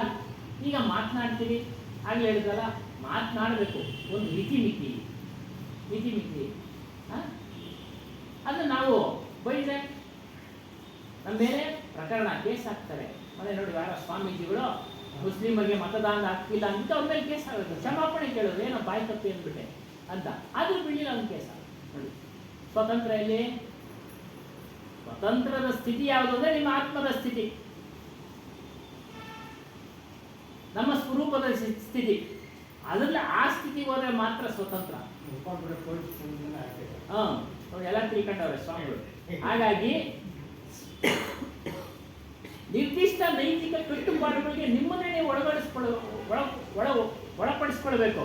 ಯಾರೋ ಹೇಳೋದಲ್ಲ, ವಿಚಾರ ಹೇಳ್ತಾ ಇದ್ದೀವಿ. ನಿಮ್ಮನ್ನು ಬಲವಂತವಾಗಿ ನಾವು ಈ ಕಡೆಯಿಂದ ಆ ಕಡೆ ಕುಂಡ್ರಿಸಕ್ಕಾಗೋದಿಲ್ಲ. ನಿಮ್ಮನ್ನು ಈ ಕಡೆಯಿಂದ ಆ ಕಡೆ ಕುಂಡ್ರಿಸ ನೀವೇನೆ ಒಳ್ಳೆ ಜಾಗ ಅಂತ ಹೇಳಿದಾಗ ನೀವೇ ಆಯ್ಕೆ ಮಾಡ್ಕೊಳ್ತೀರಾ. ಆ ವಿಚಾರ ಶಕ್ತಿ ಬರೋದಕ್ಕೆ ಸತ್ಸಂಗ ಮಾಡಬೇಕು. ಇದು ನಾವು ತೆಗೆದುಕೊಳ್ಬೇಕು, ಇದು ತೆಗೆದುಕೊಳ್ಬಾರ್ದು ಅನ್ನೋ ಒಂದು ವಿಚಾರಕ್ಕೆ ಸತ್ಸಂಗ ಮಾಡಬೇಕು. ಹಾಗೆ ಮನುಷ್ಯ ಏನು ಮಾಡ್ತಾನೆ, ಅಜ್ಞಾನ ವಶದಿಂದ ದೇಹ ಮನಸ್ಸು ನಾನೇ ಅಂತ ಆನಂದವನ್ನ, ಮನಸ್ಸಿನ ಕೆಲಸ ಇದು, ಆನಂದವನ್ನ ಈ ನನ್ನ ದೇಹ ಮತ್ತು ಮನಸ್ಸುಗಳಲ್ಲಿಯೇ ಹುಡುಕ್ತಾ ಇದ್ದಾನೆ. ಆನಂದ ಎಲ್ಲಿದೆ? ನಮ್ಮ ಸ್ವರೂಪದಲ್ಲಿದೆ. ಏನು ಅದು ಇಲ್ಲದ ಕಡೆ ಹುಡುಕುವ ತಪ್ಪು ತಿಳುವಳಿಕೆ ಎಲ್ಲ ಹೇಳ್ತಾರೆ. ಆತ್ಮ ಸ್ವರೂಪ ದೇವರು ಹೊರಗಡೆ ಹೇಳ್ತಾ ಇದ್ದಾರೆ. ಆ ದೇವರೇ ಬೇರೆ, ಈ ದೇವರೇ ಬೇರೆ. ಯಾರು? ಆ ದೇವರುಗಳೇ ಬೇರೆ, ಈ ದೇವರುಗಳೇ ಬೇರೆ. ಇದು ಶಾಶ್ವತವಾದ ಆನಂದವನ್ನು ಕೊಡತಕ್ಕಂಥ, ಶಾಶ್ವತವಾದ ಸುಖವನ್ನು ಕೊಡತಕ್ಕಂಥ ಆತ್ಮದ ಆನಂದ. ಅವರೆಲ್ಲ ಟೆಂಪರರಿ ಸುಖ ಕೊಡ್ತಾರೆ, ಇಲ್ಲ ಅಂದ್ರೆ ಇಲ್ಲ. ಕೊಡ್ತಾರೆ, ಇಲ್ಲ ಅಂದ್ರೆ ಇಲ್ಲ. ಏನೋ ಒಂದು ಸಣ್ಣ ಕಥೆ ಮೂಲಕ ದ್ರೌಪದಿ ವಸ್ತ್ರಾಭರಣ, ಮಹಾಭಾರತ ಎಲ್ಲ ಸೀರಿಯಲ್ ನೋಡಿದ್ದೀರಾ? ಆಕೆ ವಸ್ತ್ರಾಭರಣದ ಸಮಯದಲ್ಲಿ ಆಕೆ ಬಟ್ಟೆಯನ್ನು ದಾನ ಕೊಟ್ಟಿದ್ರು. ಇಲ್ಲಿ ಕೃಷ್ಣನು ಕೊಟ್ಟಿರೋದು ತೋರಿಸ್ತಾರೆ, ಕಥೆಗಳಲ್ಲಿ ಬೇರೆ ರೀತಿ. ಅವಳು ಹಿಂದಿನ ಜನ್ಮದಲ್ಲಿ, ಅದೇ ಜನ್ಮದಲ್ಲೂ ಹಿಂದಿನ ಜನ್ಮದಲ್ಲೂ ಒಟ್ಟಾರೆ ಹಿಂದೆ ಒಬ್ಬ ಋಷಿಮನಿಗೆ ವಸ್ತ್ರವನ್ನು ದಾನ ಕೊಟ್ಟಿದ್ರು. ಏನಾದ್ರೂ ಕತೆ ಸಾರಾಂಶ ಅಂತ ಅಂದ್ರೆ, ನದಿಯಲ್ಲಿ ಸ್ನಾನ ಮಾಡಕ್ ಹೋದಾಗ ಋಷಿಮನಿ ಸ್ನಾನ ಮಾಡ್ತಾ ಇರ್ತಾನೆ. ಇವರು ನದಿ ಸ್ನಾನ ಮಾಡಿ ನೀರು ತರೋದು ಆ ಕಡೆ ಎಲ್ಲ. ಆಗ ಋಷಿಮನಿ ಸ್ನಾನ ಮಾಡ್ತಾ ಇರ್ತಾನೆ. ಏನೋ ಸಮಯದ ಹೆಚ್ಚು ಕಡಿಮೆನ ಏನಾಗಿ ಅವನು ಒಂದು ಧರಿಸಿದ್ದ ಕೌಪಿನ ನೀರಲ್ಲಿ ಹೋಗ್ಬಿಡ್ತು, ಬಿದ್ದೋಗ್ಬಿಡ್ತು. ಮೇಲೆ ಬಂದ್ರೆ ಸ್ತ್ರೀಯರು. ಆಗ ಏನ್ ಮಾಡ್ತಾನೆ, ಯಾರಾದ್ರೂ ಬಟ್ಟೆ ಕೊಡಿಯಮ್ಮ. ಈಕೆ ಸೀರೆನ ಅರ್ದು ಕೊಟ್ಟಿರ್ತಾಳೆ. ಆಗ ಅವನು ಹೇಳ್ತಾನೆ, ಹಾಗೆ ಹೇಳ್ತಾನೆ, ಏನಾದರೂ ಮುಂದೊಂದು ದಿನ ಏನಾದರೂ ಈ ಒಂದು ಸಂದರ್ಭ ಬಂದರೆ, ಏನೋ ವಸ್ತ್ರಾಪರಣ ಸಮಯ ಬಂದರೆ, ಯಾಕಂದ್ರೆ ಸ್ತ್ರೀಯರಿಗೆ ಹೇಳಕ್ಕಾಗೋದಿಲ್ಲ. ಹಾಗಾಗಿ ಬಂದರೆ ಇದು ಒಂದೊಂದು ನೂಲು ಎಳೆನೋ, ಒಂದೊಂದು 100, 150, 1 ಕೋಟಿನೋ ಸೀರೆ ಆಗಲಿ ಅಂತ ಆಶೀರ್ವಾದ ನೋಡಿ. ಅದರಿಂದ ನಾವು ವಿಷಯಾಸಕ್ತಿಗೆ ಹೋಗ್ತಾ ಇದ್ದೀವಿ. ಇದನ್ನೆಲ್ಲ ತಿಳಿತಾ ಇಲ್ಲ, ಒಳ್ಳೆದನ್ನ ಮಾಡ್ಕೊಳ್ತಾ ಇಲ್ಲ. ಒಳ್ಳೆದನ್ನ ತಪ್ಪು ತಿಳುವಳಿಕೆಯಿಂದ. ಯಾಕೆ ಈ ವಿಚಾರ ಅಂದರೆ, ಆ ದೇವರೇ ಬೇರೆ, ಈ ದೇವರೇ. ಆ ದೇವರು ತಾತ್ಕಾಲಿಕಕ್ಕೆ ಎಲ್ಪ್ ಆದರೂ ಆಗ್ಬೋದು, ಸಹಾಯ ಆದರೂ ಆಗಬಹುದು ಅಷ್ಟೇ. ಶಾಶ್ವತವಾದ ದೇವರು ನಮ್ಮ ಸ್ವರೂಪ, ನಮ್ಮ ಸ್ವರೂಪ. ಅದರಿಂದ ಅದನ್ನು ತಿಳಿಯಿರಿ. ಆನಂದ ಅನ್ನೋದು ಕೇವಲ ಸುಖ ಅಲ್ಲ. ನೋಡಿ, ಆತ್ಮನ ಬಗ್ಗೆ ವಿಚಾರಿಸಿ, ಕೇವಲ ಸುಖ ಅಲ್ಲ, ವಿಷಯ ತರ ಸುಖ ಅಲ್ಲ. ಅದು ಸುಖ ದುಃಖಗಳ ಆಚೆ ಇರೋದು. ಆತ್ಮದ ಆನಂದ ಅವಗಿನ್ನ ಮೀರಿದ್ದದು, ಅದು ಬೇರೆಯಾಗಿದೆ. ಅದನ್ನ ನೀವು ತಿಳಿಯಿರಿ. ಅದನ್ನ ತಿಳಿಬೇಕಾದ್ರೆ ನಿಮ್ಮ ಮನಸ್ಸನ್ನ ನಿಗ್ರಹ ಮಾಡ್ಕೊಳ್ಳೇಬೇಕು. ಮನಸ್ಸಿನ ಸ್ಥಿತಿ, ಮನಸ್ಸು ಹೇಗೆ ಅಂದ್ರೆ ಚದುರುತ್ತೆ. ನಮ್ಮ ಮನಸ್ಸು ಒಂದು ಕಡೆ ಸ್ಥಳೀಯ ಏಕಾಗ್ರತೆಯಿಂದ ನಿಲ್ಲೋದಿಲ್ಲ. ಆ ಕಡೆ ಈ ಕಡೆ ಆ ಕಡೆ ಚದುರುತ್ತೆ ಮತ್ತು ನಮ್ಮನ್ನ ಕತ್ತಲಿನ ಸ್ಥಳಕ್ಕೆ ತೆಗೆದುಕೊಂಡು ಹೋಗುತ್ತೆ, ಅಜ್ಞಾನಕ್ಕೆ ತೆಗೆದುಕೊಂಡು ಹೋಗುತ್ತೆ. ಏಕಾಗ್ರತೆಯಿಂದ ಇರಕ್ಕೆ ಬಿಡೋದಿಲ್ಲ, ಕೇಂದ್ರೀಕೃತವಾಗಿ ನಾವು ಕುಳಿತುಕೊಳ್ಳಕ್ ಬಿಡೋದಿಲ್ಲ. ಈ ಮನಸ್ಸಿನ ಎಲ್ಲ ಸ್ಥಿತಿಗತಿಗಳು. ಮತ್ತು ಮನೋನಿಗ್ರಹ ಮಾಡಬೇಕು ಅಂತಾರಲ್ಲ, ಅದಕ್ಕೆ ಒಂದು ನಿಯಮಗಳನ್ನು ಕೊಟ್ಟಿದ್ದಾರೆ. ಮನೋನಿಗ್ರಹ ಮಾಡೋದಕ್ಕೆ ಮನುಷ್ಯ ಅನೈತಿಕವಾದ ರೀತಿಯಲ್ಲಿ ಬದುಕುತ್ತಿದ್ದರೆ ಖಂಡಿತವಾಗಿಯೂ ಅವನು ಮನೋನಿಗ್ರಹ ಮಾಡಲಿಕ್ಕೆ ಆಗೋದಿಲ್ಲ. ನೋಡಿ, ಅನೈತಿಕವಾಗಿ ಜೀವನ ಮಾಡ್ತಾ ಇದ್ರೆ ಅವನು ಮನೋನಿಗ್ರಹ ಮಾಡಲಿಕ್ಕೆ ಆಗೋದಿಲ್ಲ. ಉದ್ದೇಶಪೂರ್ವಕವಾಗಿ ಇನ್ನೊಬ್ಬರಿಗೆ ಕೆಡಕನ್ನು ಮಾಡುವ ಸ್ವಭಾವ ಏನಾದರೂ ಇದ್ರೆ ಅವನು ಮನೋನಿಗ್ರಹ ಮಾಡೋದಕ್ಕಾಗೋದಿಲ್ಲ. ಮತ್ತು ಮಾದಕ ಪಾನೀಯಗಳನ್ನು ಸೇವಿಸುವ ಸಮತೋಲನೆ ಇಲ್ಲದ ಬದುಕಿನಲ್ಲಿ ಸಮತೋಲನೆ ಬೇಕು. ಏನೋ ಬಂದಿದ್ರಲ್ಲಿ ಜೀವನ ಮಾಡಬೇಕು, ಅವ್ಯವಸ್ಥಿತವಾಗಿ ಬದುಕುವ ಅವ್ಯವಸ್ಥೆಯಿಂದ ಬದುಕೋದಿಗೆ ಮನೋನಿಗ್ರಹ ಮಾಡೋದಕ್ಕಾಗೋದಿಲ್ಲ. ಒಂದು ವ್ಯವಸ್ಥೆ ಮಾಡಿದೆ ಸಮಾಜ, ನಮಗೆ ಆ ವ್ಯವಸ್ಥೆಯ ದಾರಿಯಲ್ಲೇ ಹೋಗ್ಬೇಕು. ಏನೋ ಮದುವೆ ಮಾಡಿದೆ ಸಮಾಜ, ನೀನು ದುಡಿ ಅಂತ ಹೇಳಿದೆ ಸಮಾಜ, ಈಗ ಹೆಣ್ಣು ದುಡಿ ಅಂತ ಹೇಳಿದೆ ಸಮಾಜ. ದುಡಿಬೇಕು, ಒಂದು ಒಳ್ಳೆ ಗುಣಗಳಿಂದ ಜೀವನ ಮಾಡುವಂತನಾಗಬೇಕು. ಸ್ವೇಚ್ಛೆಯಾಗಿ ಸ್ವಚ್ಛಂದವಾಗಿ. ಈಗೆಲ್ಲ ದುಡಿತೀವಿ ಅಂತೆಲ್ಲ ಹೆಣ್ಮಕ್ಳೆಲ್ಲ ನಾನು ಫ್ರೀ ಅಂತ. ದಯವಿಟ್ಟು ಹೆಣ್ಮಕ್ಳು ತಪ್ಪಿಲೇಬಾರ್ದು. ಇವತ್ತು ದಿವಸ ಆಗ್ತಾ ಇರೋದು ಕುಡಿಯೋದ್ರ ಕಡೆ, ತಿನ್ನೋದ್ರ ಕಡೆ ಹೆಚ್ಚಿನ ಗಮನ ಕೊಡ್ತಾ ಇದೆ. ಅದು ಗಂಡಸರು ಅನುಭವಿಸುತ್ತೆ, ಹೆಂಗಸರು ಅನುಭವಿಸುತ್ತೆ. ಇವುಗಳನ್ನೆಲ್ಲ ಹೆಚ್ಚಾಗಿ ಯಾರು ಮಾಡ್ತಾರೋ, ತಿನ್ನುವುದಂದ್ರೆ ನಮ್ಗೆ ಅಗತ್ಯ ಇರುವಾಗಷ್ಟು ತಿಂದು ರುಚಿಯಾಗಿ ಮಸಾಲೆ ಪದಾರ್ಥಗಳನ್ನ ತಿಂದ್ರೆ ಮನುಷ್ಯನ ಆರೋಗ್ಯ ಕೆಡ್ತಾ ಇದೆ, ಯಾರು ತಿಳ್ಕೊಳ್ತಾ ಇಲ್ಲ. ವ್ಯಾಟ್ಸಪ್ಗಳನ್ನೆಲ್ಲ ಆಗ್ತಾರೆ. ಆ ಕುರುಕುರಿ ಮಕ್ಕಳಿಗೆಲ್ಲ ಕೊಡಿಸ್ತಾ ಇದ್ದೀವಿ, ನೋಡಿ ನೋಡಿನೂ ಕೊಡಿಸ್ತಾ ಇರ್ತೀವಿ, ಏನು ಕೇಳ್ತವೆ? ಅವೆಲ್ಲ ವಿಷ ಪದಾರ್ಥ. ಹೊಸ್ದಾಗಿ ಏನೋ ಬರ್ತಿದೆ, ಅವೆಲ್ಲ ಹೆಸರುಗಳು ಹೇಳಕ್ಕೆ ಬರೋದಿಲ್ಲ, ಈಗೆಲ್ಲ ಪಾರ್ಸಲ್ ತರಿಸ್ಕೊಳ್ತಾರೆ ಅವೆಲ್ಲ. ಅವು ಕೂಡ ಅಷ್ಟೇ, ಪಿಜ್ಜಾ ಅವೆಲ್ಲ ಕೆಟ್ಟದ್ದು, ಅತಿಯಾಗಿ ಮಾತನಾಡೋ ಟೈಮಲ್ಲಿ ಮನಸ್ಸಿಗೆ ನಿಗ್ರಹ ಮಾಡೋದಕ್ಕಾಗೋದಿಲ್ಲ. ಅತಿಯಾಗಿ ಕೆಲಸ ಮಾಡೋದು ಟೈಮಲ್ಲೂ ಆಗೋದಿಲ್ಲ. ಹೆಚ್ಚು ಕಾಲ ಮಲಗುವ, ನೋಡಿ ಮಲಗಬೇಕು, 8 ಗಂಟೆ ನಿದ್ರೆ ಮಾಡಿ ಅಂತಾರೆ ವಯಸ್ಸಾದವರು. 60 ವರ್ಷದ ಮೇಲ್ಪಟ್ಟು 8 ಗಂಟೆ ನಿದ್ರೆ ಅವಶ್ಯಕವಾಗಿ ಮಾಡಿ. ಆದರೆ ವಯಸ್ಸಿನಲ್ಲಿರ್ತಕ್ಕಂಥವ್ರು ಸಮಯಕ್ಕೆ ಸರಿಯಾಗಿ ಎದ್ದೇಳಬೇಕು. ಬ್ರಾಹ್ಮಿ ಮುಹೂರ್ತ ಅಂತ ಹೇಳ್ತಾರೆ, ಒಂದು 5 ಗಂಟೆಗೆ ಎದ್ದೇಳೋದು, 6 ಗಂಟೆಗೆ ಎದ್ದೇಳೋದು. ಈ ಸಮಯಗಳಲ್ಲಿ ಎದ್ದು ಒಂದು ಒಳ್ಳೆ ಗುರುಗಳು ಹೇಳಿರ್ತಕ್ಕಂಥ ಕೆಲಸ ಕಾರ್ಯಗಳನ್ನು ಮಾಡೋದು, ಪ್ರೇಯರ್ ಮಾಡೋದು, ಮತ್ತೊಂದು ವ್ಯಾಯಾಮ ಮಾಡೋದು, ಯೋಗಾಸನ ಮಾಡೋದು, ಇವೆಲ್ಲ ಅಳವಡಿಸ್ಕೊಳ್ಬೇಕು ಯುವಕರು.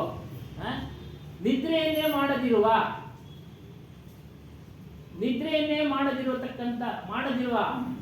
ವ್ಯಕ್ತಿಯ ಕಡೆಯಿಂದ ಮನಸ್ಸು ನಿಗ್ರಹ ಮಾಡಲಿಕ್ಕೆ ಆಗೋದಿಲ್ಲ. ನಿರರ್ಥಕವಾದ ವಿವಾದಗಳಲ್ಲಿ ತೊಡಗುವ ಅಭ್ಯಾಸವುಳ್ಳ, ಅರ್ಥನೇ ಇಲ್ಲ, ಸುಮ್ಮನೆ ಮಾತಾಡ್ತಾ ಇರೋದು, ವಾದ ಮಾಡೋದು, ಆ ರೀತಿ ಅಭ್ಯಾಸವುಳ್ಳ ವ್ಯಕ್ತಿಗಳಲ್ಲಿ ಮನಸ್ಸು ನಿಗ್ರಹ ಮಾಡೋದಕ್ಕಾಗೋದಿಲ್ಲ. ಮತ್ತು ಇದೆಲ್ಲ ಸಮಾಜದಲ್ಲಿ ನಡೀತಾ ಇರೋದೆ. ಇನ್ನೊಬ್ಬರ ವಿಚಾರಗಳಲ್ಲಿ ಮೂಗು ತೂರಿಸುವ, ತಲೆ ತೋರಿಸುವ, ಸುಖ ಸುಮ್ಮನೆ ಇವ್ರು ಕೇಳೋದೇ ಇಲ್ಲ, ಇವರೇ ಬೇಕಾಗಿ ಮಾತನಾಡ್ಕೊಂಡು ಹೋಗ್ತಾರೆ, ಅವ್ರನ್ನ ಮೇಲೆ ಬಿದ್ದು ಮಾತಾಡ್ಸ್ಕೊಂಡು ಹೋಗ್ತಾರೆ, ಬೇರೆ ವಿಚಾರ ನಮ್ಗೆ ಯಾಕೆ? ಅಂಥವ್ರ ಕಡೆಯಿಂದ ಮತ್ತು ಪ್ರತಿಯೊಬ್ಬರಲ್ಲೂ ದೋಷ ಹುಡುಕವನ ಹತ್ರ, ಪ್ರತಿಯೊಬ್ಬರಲ್ಲೂ ದೋಷ ಹುಡುಕ್ತಾರೆ. ಅದಕ್ಕೆ ಕಬೀರ್ ಸಾಹೇಬ್ ಹೇಳಿದೆ, ಕೆಡುಕರನ್ನು ಹುಡುಕುತ್ತಾ ಹೊರಟೆ, ಕೆಡುಕರು ಯಾರೂ ಸಿಗಲಿಲ್ಲ ನನಗೆ. ನನ್ನ ಮನವ ನಾನೇ ನೋಡೆ, ನಾನೇ ಕೆಡುಕ. ಹೊರಗಡೆ ಹುಡುಕ್ತಾ ಇದ್ದೀನಿ, ಅವ್ರು ಕೆಟ್ಟವರು, ಇವೆಲ್ಲ ಯಾರು ಕೆಟ್ಟವರು ಅಂತ ಹುಡುಕ್ತಾ ಇದ್ದೀನಿ. ಆದರೆ ಮನಸ್ಸೇನಾಗಿದೆ? ನಿನ್ನ ಮನಸ್ಸು ಕೆಟ್ಟಿದೆಯಾ ಏನೋ? ನಿನ್ನ ಮನಸ್ಸಿನಲ್ಲಿ ಕೆಡುಕು ಅನ್ನೋದು ತುಂಬ್ಕೊಂಡ್ಬಿಟ್ಟಿದೆ, ನೀನೇ ದೊಡ್ಡ ಕೆಟ್ಟೋಗಿದ್ಯಾ, ಇನ್ನೊಬ್ರು ಹುಡುಕ್ತಾ ಇದೆಯಾ. ಹಾಗಾಗಿ ಪರರ ದೋಷಗಳನ್ನ ಕೆದಕುವುದರಲ್ಲಿ ಅತಿ ಉತ್ಸಾಹ ತಾಳುವ ಮಂದಿಗೆ ಮನೋನಿಗ್ರಹ ಸಾಧ್ಯವಿಲ್ಲ. ನೋಡಿ, ಇದೆಲ್ಲ ಜನರಲ್. ಮನಸ್ಸು ನಿಗ್ರಹ ಮಾಡ್ಕೊಳ್ಳೋದಕ್ಕೆ ಅನಗತ್ಯವಾಗಿ ದೇಹದಂಡನೆ ಮಾಡ್ಕೊಳ್ಳೋದು, ವ್ಯಾಯಾಮ ಮಾಡೋದು ಅನಗತ್ಯವಾಗಿ, ಅದೊಂದು ಅಭ್ಯಾಸ. ದೇಹದಂಡನೆ ಇದೆಲ್ಲ ಹಠಯೋಗಕ್ಕೂ ಸಂಬಂಧಪಡುತ್ತೆ. ಅನಗತ್ಯವಾಗಿ ಅಗತ್ಯನೇ ಇರೋದಿಲ್ಲ. ವಿಚಾರನ ಹೇಳಿದ್ದಾರೆ, ಹಠಯೋಗಗಳನ್ನು ಮಾಡ್ತಾ ದೇವ್ರನ್ನ ಹುಡುಕ್ತಾ ಇದ್ದಾರೆ. ಅವರಿಂದನೂ ಮನಸ್ಸು ನಿಗ್ರಹ ಮಾಡೋಕ್ಕೆ ಸಾಧ್ಯ ಇಲ್ಲ. ಹೇಗೆ? ನಾನು ಇಂಥ ಯೋಗ ಮಾಡ್ತಾ ಇದ್ದೀನಿ ಅಂತ ಕುತ್ಕೊಂಡ್ಬಿಡುತ್ತೆ ಅವರೆಲ್ಲ ಅಹಂಕಾರ. ಆ ಅಹಂಕಾರದಿಂದ ಅವ್ರು ಹೋಗ್ತಾ ಇರ್ತಾರೆ. ನೋಡಿ, ಮನಸ್ಸು ನಿಗ್ರಹ ಆಗೋದಿಲ್ಲ. ವ್ಯರ್ಥವಾದ ಉದ್ದೇಶಗಳಿಗೆ ತಮ್ಮ ಶಕ್ತಿಯನ್ನ ದುರ್ವ್ಯಯ, ಕೆಲಸಕ್ಕೆ ಬಾರದಂತ ಕೆಲಸ ಕಾರ್ಯಗಳಿಗೆ ತಮ್ಮ ಶಕ್ತಿಯನ್ನ ವ್ಯಯ ಮಾಡ್ತಾ ಇದ್ದಾರೋ ಅವರಿಗೆ ಮನಸ್ಸು ನಿಗ್ರಹ ಮಾಡೋದಕ್ಕಾಗೋದಿಲ್ಲ. ಅತೀ ಕಠಿಣವಾದ ಮೌನವ್ರತವನ್ನ ಬಲವಂತವಾಗಿ ತಾವೇ ಏರ್ಕೊಳ್ಳೋದು ಅತಿ ಕಠಿಣ. ಯಾರೊಂದಿಗೂ ಮಾತಾಡೋದಿಲ್ಲ, ಅವರಿಂದ ಕೂಡ ಆಗೋದಿಲ್ಲ. ಮತ್ತು ಸ್ವಪ್ರತಿಷ್ಠೆ, ನಾನು ದೊಡ್ಡವನು, ನನ್ನ ಮಾತು ಕೇಳಬೇಕು, ಈ ರೀತಿಯಾಗಿ ಪ್ರತಿಷ್ಠೆ ಬೆಳೆಸ್ಕೊಂಡಿರೋರು, ನನಗಿಂತ ದೊಡ್ಡವರಿಲ್ಲ, ನನಗಿಂತ ವಿದ್ಯಾವಂತನಿಲ್ಲ, ನನಗಿಂತ ಐಶ್ವರ್ಯವಂತನಿಲ್ಲ, ಈ ರೀತಿಯಾಗಿ ಸ್ವಪ್ರತಿಷ್ಠೆ ಬೆಳೆಸ್ಕೊಂಡಿರೋರ ಕಡೆಯಿಂದ ಮನೋನಿಗ್ರಹ ಸಾಧ್ಯ ಇಲ್ಲ. ಯಾರು ತಮ್ಮ ಮಿತಿಗಳನ್ನು ಅರಿಯದೆ ಕೇವಲ ಮಹತ್ವಾಕಾಂಕ್ಷಿಗಳಾಗುತ್ತಾರೋ, ಲಿಮಿಟೇಷನ್, ನಾವು ಎಷ್ಟು ಸಂಪಾದನೆ ಮಾಡ್ತಾ ಇದ್ವೋ ಅಷ್ಟರಲ್ಲಿ ನಾವು ಲೆಕ್ಕಾಚಾರ ಹಾಕಿ ಜೀವನ ಮಾಡಬೇಕು. 1 ಕೋಟಿ ಮನೆ ತಗೊಂಡ ಪಕ್ಕದ ಮನೆ ಅಂತೂ ನಮ್ಮ ಕೆಪಾಸಿಟಿ 50 ಲಕ್ಷ, ಅಷ್ಟಕ್ಕೆ ನಮ್ಮ ಜೀವನ. ನಾವು ಕೋಟಿ ಲೆಕ್ಕ ಹಾಕ್ಬಾರ್ದು. ಏನು ಸ್ವಾಮಿ? ನೋಡಿ, ಅದೇ ಮಿತಿ ಎಲ್ಲರಲ್ಲೂ ಅಷ್ಟೇ. ಒಂದು ಉದಾಹರಣೆ, ಇವ್ರ ಕಡೆಯಿಂದ ಮನಸ್ಸನ್ನು ನಿಗ್ರಹ ಮಾಡೋಕ್ಕಾಗೋದಿಲ್ಲ. ನೋಡಿ, ಇನ್ನೊಬ್ಬರ ಅಭಿವೃದ್ಧಿಯನ್ನ ಅಥವಾ ನೇರ ನಡೆಯನ್ನ ಕಂಡು ಕರುಗುತ್ತಾರೋ ಅಸೂಯೆ ಬೆಳೆದು. ಇದು ಎಲ್ಲ ಕಡೆನೂ ಇದೆ. ಅಸೂಯೆ ಅನ್ನೋದು ಎಲ್ಲ ಕಡೆ ಆಧ್ಯಾತ್ಮಿಕ ಕ್ಷೇತ್ರದಲ್ಲಿದೆ, ರಾಜಕೀಯ ಅದು ಕ್ಷೇತ್ರ ಶ್ರೇಷ್ಠವಾದದ್ದು ಅನ್ನೋ ಮಾಡಿಕೊಳ್ಬೇಕು ಅಂದರೆ ನಾವು ಅದ್ರ ಕಡೆ ಗಮನ ಕೊಡಬಾರದು, ನಮ್ಮ ಕಡೆ ಗಮನ ಕೊಡಬೇಕು. ಅಸೂಯೆ ಬೀಳಬಾರ್ದು. ಅಸೂಯೆ ಅವನು ಕೂಡ ಮನಸ್ಸನ್ನ ನಿಯಂತ್ರಣ ಮಾಡ್ಕೊಳಕ್ಕಾಗೋದಿಲ್ಲ, ಅವನು ಕೂಡ ನಿಯಂತ್ರಣ ಮಾಡ್ಕೊಳಕ್ಕಾಗೋದಿಲ್ಲ. ನೋಡಿ, ಇವಾಗ ಬಂತು ಸಬ್ಜೆಕ್ಟು, ನಾವು ಏನು ಹೇಳ್ತಾ ಇದೀವೋ ಅದೇ ಸಬ್ಜೆಕ್ಟ್. ಅಪರಾಧ. ಯಾರು ಅಪರಾಧ ಭಾವದಿಂದ ನರಳುತ್ತಾರೋ ಅಂಥವರಿಗೂ ಮನಸ್ಸಿನ ನಿಯಂತ್ರಣ ಸಾಧ್ಯವಾಗದು. ಇದು ಸಾಮಾನ್ಯದ ಹೇಳ್ತಾ ಇದ್ದಾರೆ. ಆಗ್ಲೇ ಹೇಳ್ದಂಗೆ ಕಳ್ಳತನ ಮಾಡಿದ್ರೆ ಅವನ ಮನಸ್ಸು ಚಿಂತನೆ ಮಾಡ್ತಾ ಇರುತ್ತೆ, ನಾನು ಇಂಥವ್ರು ಕಳ್ಳತನ ಮಾಡುತ್ತೆ. ಒಳ್ಳೆಯವನಿಗೆ ವೃತ್ತಿ ಅದೇ ಆದವನಿಗೆ ಚಿಂತೆ ಬರೋದಿಲ್ಲ. ಆಕಸ್ಮಿಕವಾಗಿ ಮಾಡಿದವನಿಗೆ ಏನೋ ಸಂದರ್ಭಕ್ಕೆ ಅನುಗುಣವಾಗಿ ಬೇಕಾಗಿತ್ತು ಮಾಡಿಬಿಟ್ಟ, ಏನೋ ಸಮಯ ಬಂದ್ಬಿಡ್ತು, ಅವಶ್ಯಕತೆ ಇತ್ತು, ಕಳ್ಳತನ ಮಾಡಿಬಿಟ್ಟ. ಅದು ಒಳ್ಳೆ ಮನುಷ್ಯನಿಗೆ ಕಾಡ್ತಾ ಇರುತ್ತೆ, ಒಳ್ಳೆ ಮನುಷ್ಯನಲ್ಲಿ ಕಾಡ್ತಾ ಇರುತ್ತೆ. ಆದ್ದರಿಂದ ಸಾಧ್ಯವಾಗದು, ನರಳ್ತಾ ಇರೋದ್ರಿಂದ ಸಾಧ್ಯ ಆಗೋದಿಲ್ಲ. ಆದ ಕಾರಣ ನಾವು ನಮ್ಮ ಮನಸ್ಸನ್ನ ಎಲ್ಲ ಪಾಪ ಪ್ರಜ್ಞೆಗಳಿಂದ ಮುಕ್ತವನ್ನಾಗಿ ಮಾಡಿಕೊಳ್ಬೇಕು. ಪಾಪ ಪ್ರಜ್ಞೆಗಳು ಅಂದರೆ ಪಾಪದ ಕೆಲಸಗಳನ್ನ ಕಡಿಮೆ ಮಾಡ್ಕೊಳ್ತಾ ಅದನ್ನ ಝೀರೋ ಲೆವೆಲ್ಗೆ ತರಬೇಕು.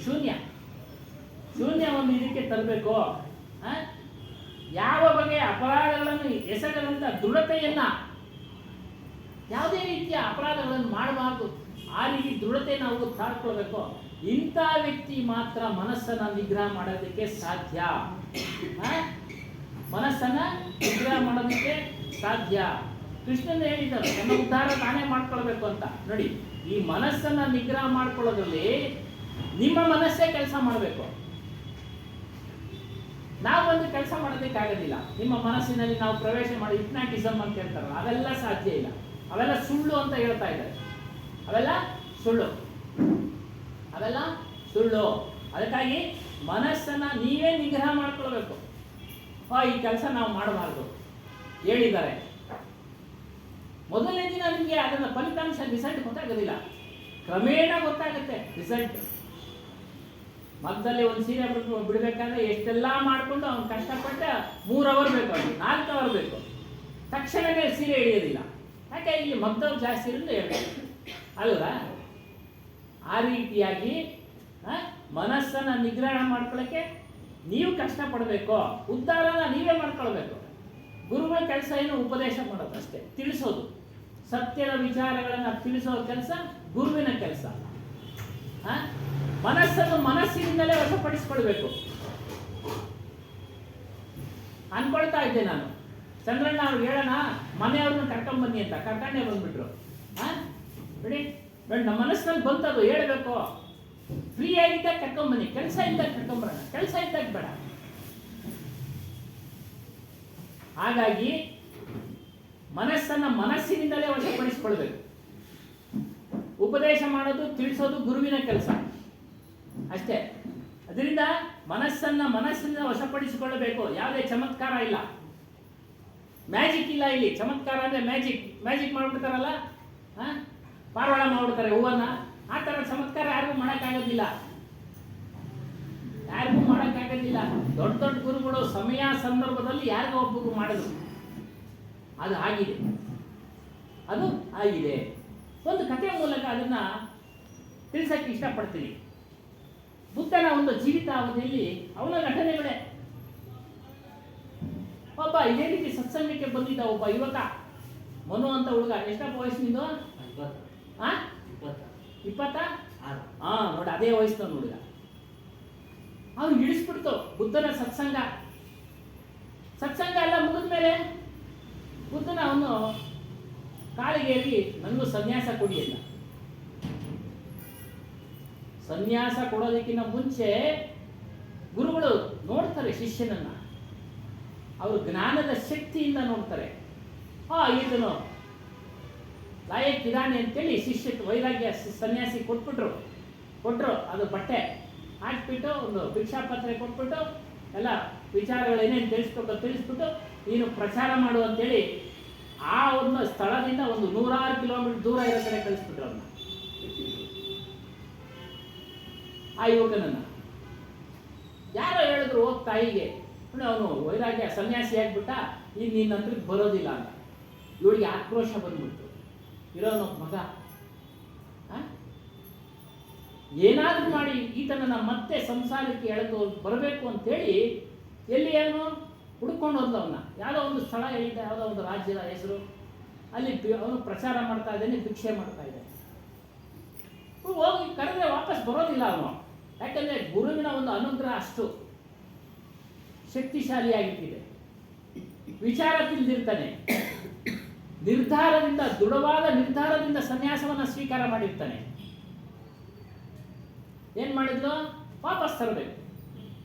ಆ ಊರಿನ ಒಂದು ವೇಶ್ಯೆಯನ್ನು ಮನೆಗೆ ಹೋದ್ಲು, ಕಾಂಟ್ರಾಕ್ಟ್ ಕೊಟ್ಲು. ನೋಡಿ, ಇಂಥ ಹುಡುಗ, ಅವನ ಹೆಸರು ಸಮುದ್ರ,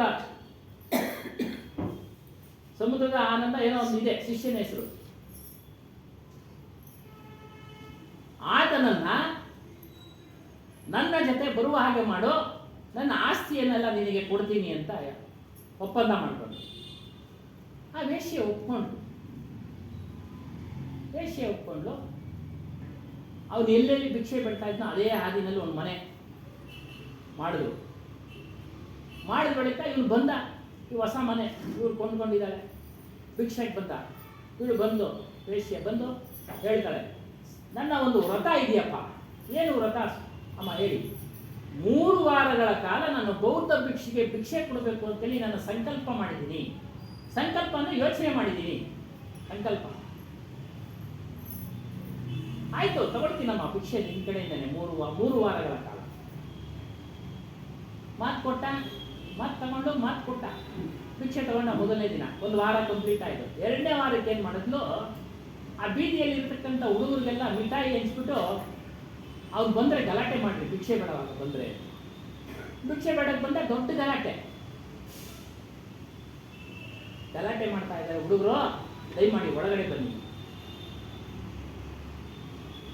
ಒಳಗಡೆ ಬಂದ. 2ನೇ ವಾರ ಮುಗೀತು, ಒಳಗಡೆ ಬಂದಿದ್ದಾನೆ. ಅದೇ ವಿಸಿಟರ್ಸ್ ರೂಮ್ ಅಂತ ಹೇಳ್ತಾರಲ್ಲ, ಅಲ್ಲಿ ಭಿಕ್ಷೆ ತೆಗೆದುಕೊಳ್ತಾನೆ. 3ನೇ ವಾರ ಬಂತು. 3ನೇ ವಾರದ ದಿನ ಏನು ಮಾಡ್ಬಿಟ್ಲು, ಅದೇ ಹುಡುಗರಿಗೆ ಮಿಠಾಯಿ ಕೊಟ್ಬಿಟ್ಟು ಕಲ್ಲುಗಳಲ್ಲಿ ಹೊಡೀರಿ ಅಂತ. ನಮ್ಮ ಮನೆ ಮೇಲೆ ಕಲ್ಲು ಹೊಡೀರಿ, ನಿನ್ನ ಅವನ ಮೇಲಲ್ಲ, ನಮ್ಮ ಮನೆಗಳ ಮೇಲೆ ಕಲ್ಲು ಹೊಡೀರಿ. ಇವನು ಭಿಕ್ಷೆ ಬರೋ ಟೈಮ್ಗೆ ಅವರು ಕಲ್ಲುಗಳೆಲ್ಲ ಮನೆ ಮೇಲೆ ಹೊಡಿತಾವೆ. ಅವಾಗ ಹೇಳಿದ್ರು, ಎಲ್ಲ ಕಲ್ಲುಗಳು ಹೊಡಿತಾವ್ರೆ ಸ್ವಾಮಿ, ಇನ್ನೂ ಸ್ವಲ್ಪ ಒಳಗಡೆ ಬನ್ನಿ. ಹೌದಲ್ವಾ? ಇನ್ನು ಒಳಗಡೆ ಬಂದ್ಬಿಟ್ಟ ಶಿಷ್ಯ. ಒಳಗಡೆ ಬಂದು ನೋಡ್ತಾನೆ, ಭಿಕ್ಷೆ ತೆಗೆದುಕೊಳ್ತಾ ಸುತ್ತು ನೋಡ್ತಾನೆ. ಸುತ್ತು ನೋಡಿದೆ, ಆ ವ್ಯಕ್ತಿ, ಆ ಸ್ತ್ರೀಗೆ ಬೇಕಾಗಿರುವಂಥ ಭಾವಚಿತ್ರಗಳಿದು ಒಳಗಡೆ ಎಲ್ಲ ಶೃಂಗಾರ ಭರಿತಂತ ಕೂಡಿರ್ತಕ್ಕಂಥ ಭಾವಚಿತ್ರಗಳು. ಇವನು ಕಣ್ಣೆತ್ತು ನೋಡ್ತಾನೆ, ಎಲ್ಲ ಅದೇ ಫೋಟೋಗಳೇ. ಆಗೇನು ಮಾಡ್ತಾನೆ ಇವನು? ಗುರುನ ನೆನೆಸ್ತಾನೆ. ಬುದ್ಧನನ್ನ ಸ್ಮರಣೆ ಮಾಡ್ತಾನೆ. ನೋಡಿ, ಗುರುವಿಗೆ ಅಷ್ಟು ಶಕ್ತಿ ಇದೆ ಅಂತ. ಗುರು ಸ್ಮರಣೆ ಮಾಡಿ ಅನ್ನೋದಕ್ಕೆ ಮನ ನಿಗ್ರಹ ಮಾಡಬೇಕಾದ್ರೆ ಅದು ಬರುತ್ತೆ. ಗುರುನ ನೆನೆಸ್ತಾನೆ, ಭಿಕ್ಷೆ ತೆಗೆದುಕೊಳ್ತಾನೆ. ಅಲ್ಲಿ ಗುರು 100 ಕಿಲೋಮೀಟರ್ ದೂರದಿಂದ ಇದ್ದಾನೆ. ಬುದ್ಧ ಇದೇ ರೀತಿ ಸತ್ಸಂಗ ಮಾಡ್ತಾ ಇದ್ದಾನೆ. ಸತ್ಸಂಗ ಮಾಡ್ತಾ ಇದ್ದಾಗ ಅವನಿಗೆ ಅರಿವಾಗೋಯ್ತು, ನಗ್ತಾನೆ. ಅಲ್ಲಿ ಕುಳಿತಿದ್ದವನು ಪ್ರಮುಖನಾದ ಶಿಷ್ಯ ಆನಂದ ಕೇಳ್ತಾನೆ, ಯಾಕೆ ಸ್ವಾಮಿ ನಗ್ತಾ ಇದ್ದೀರಾ?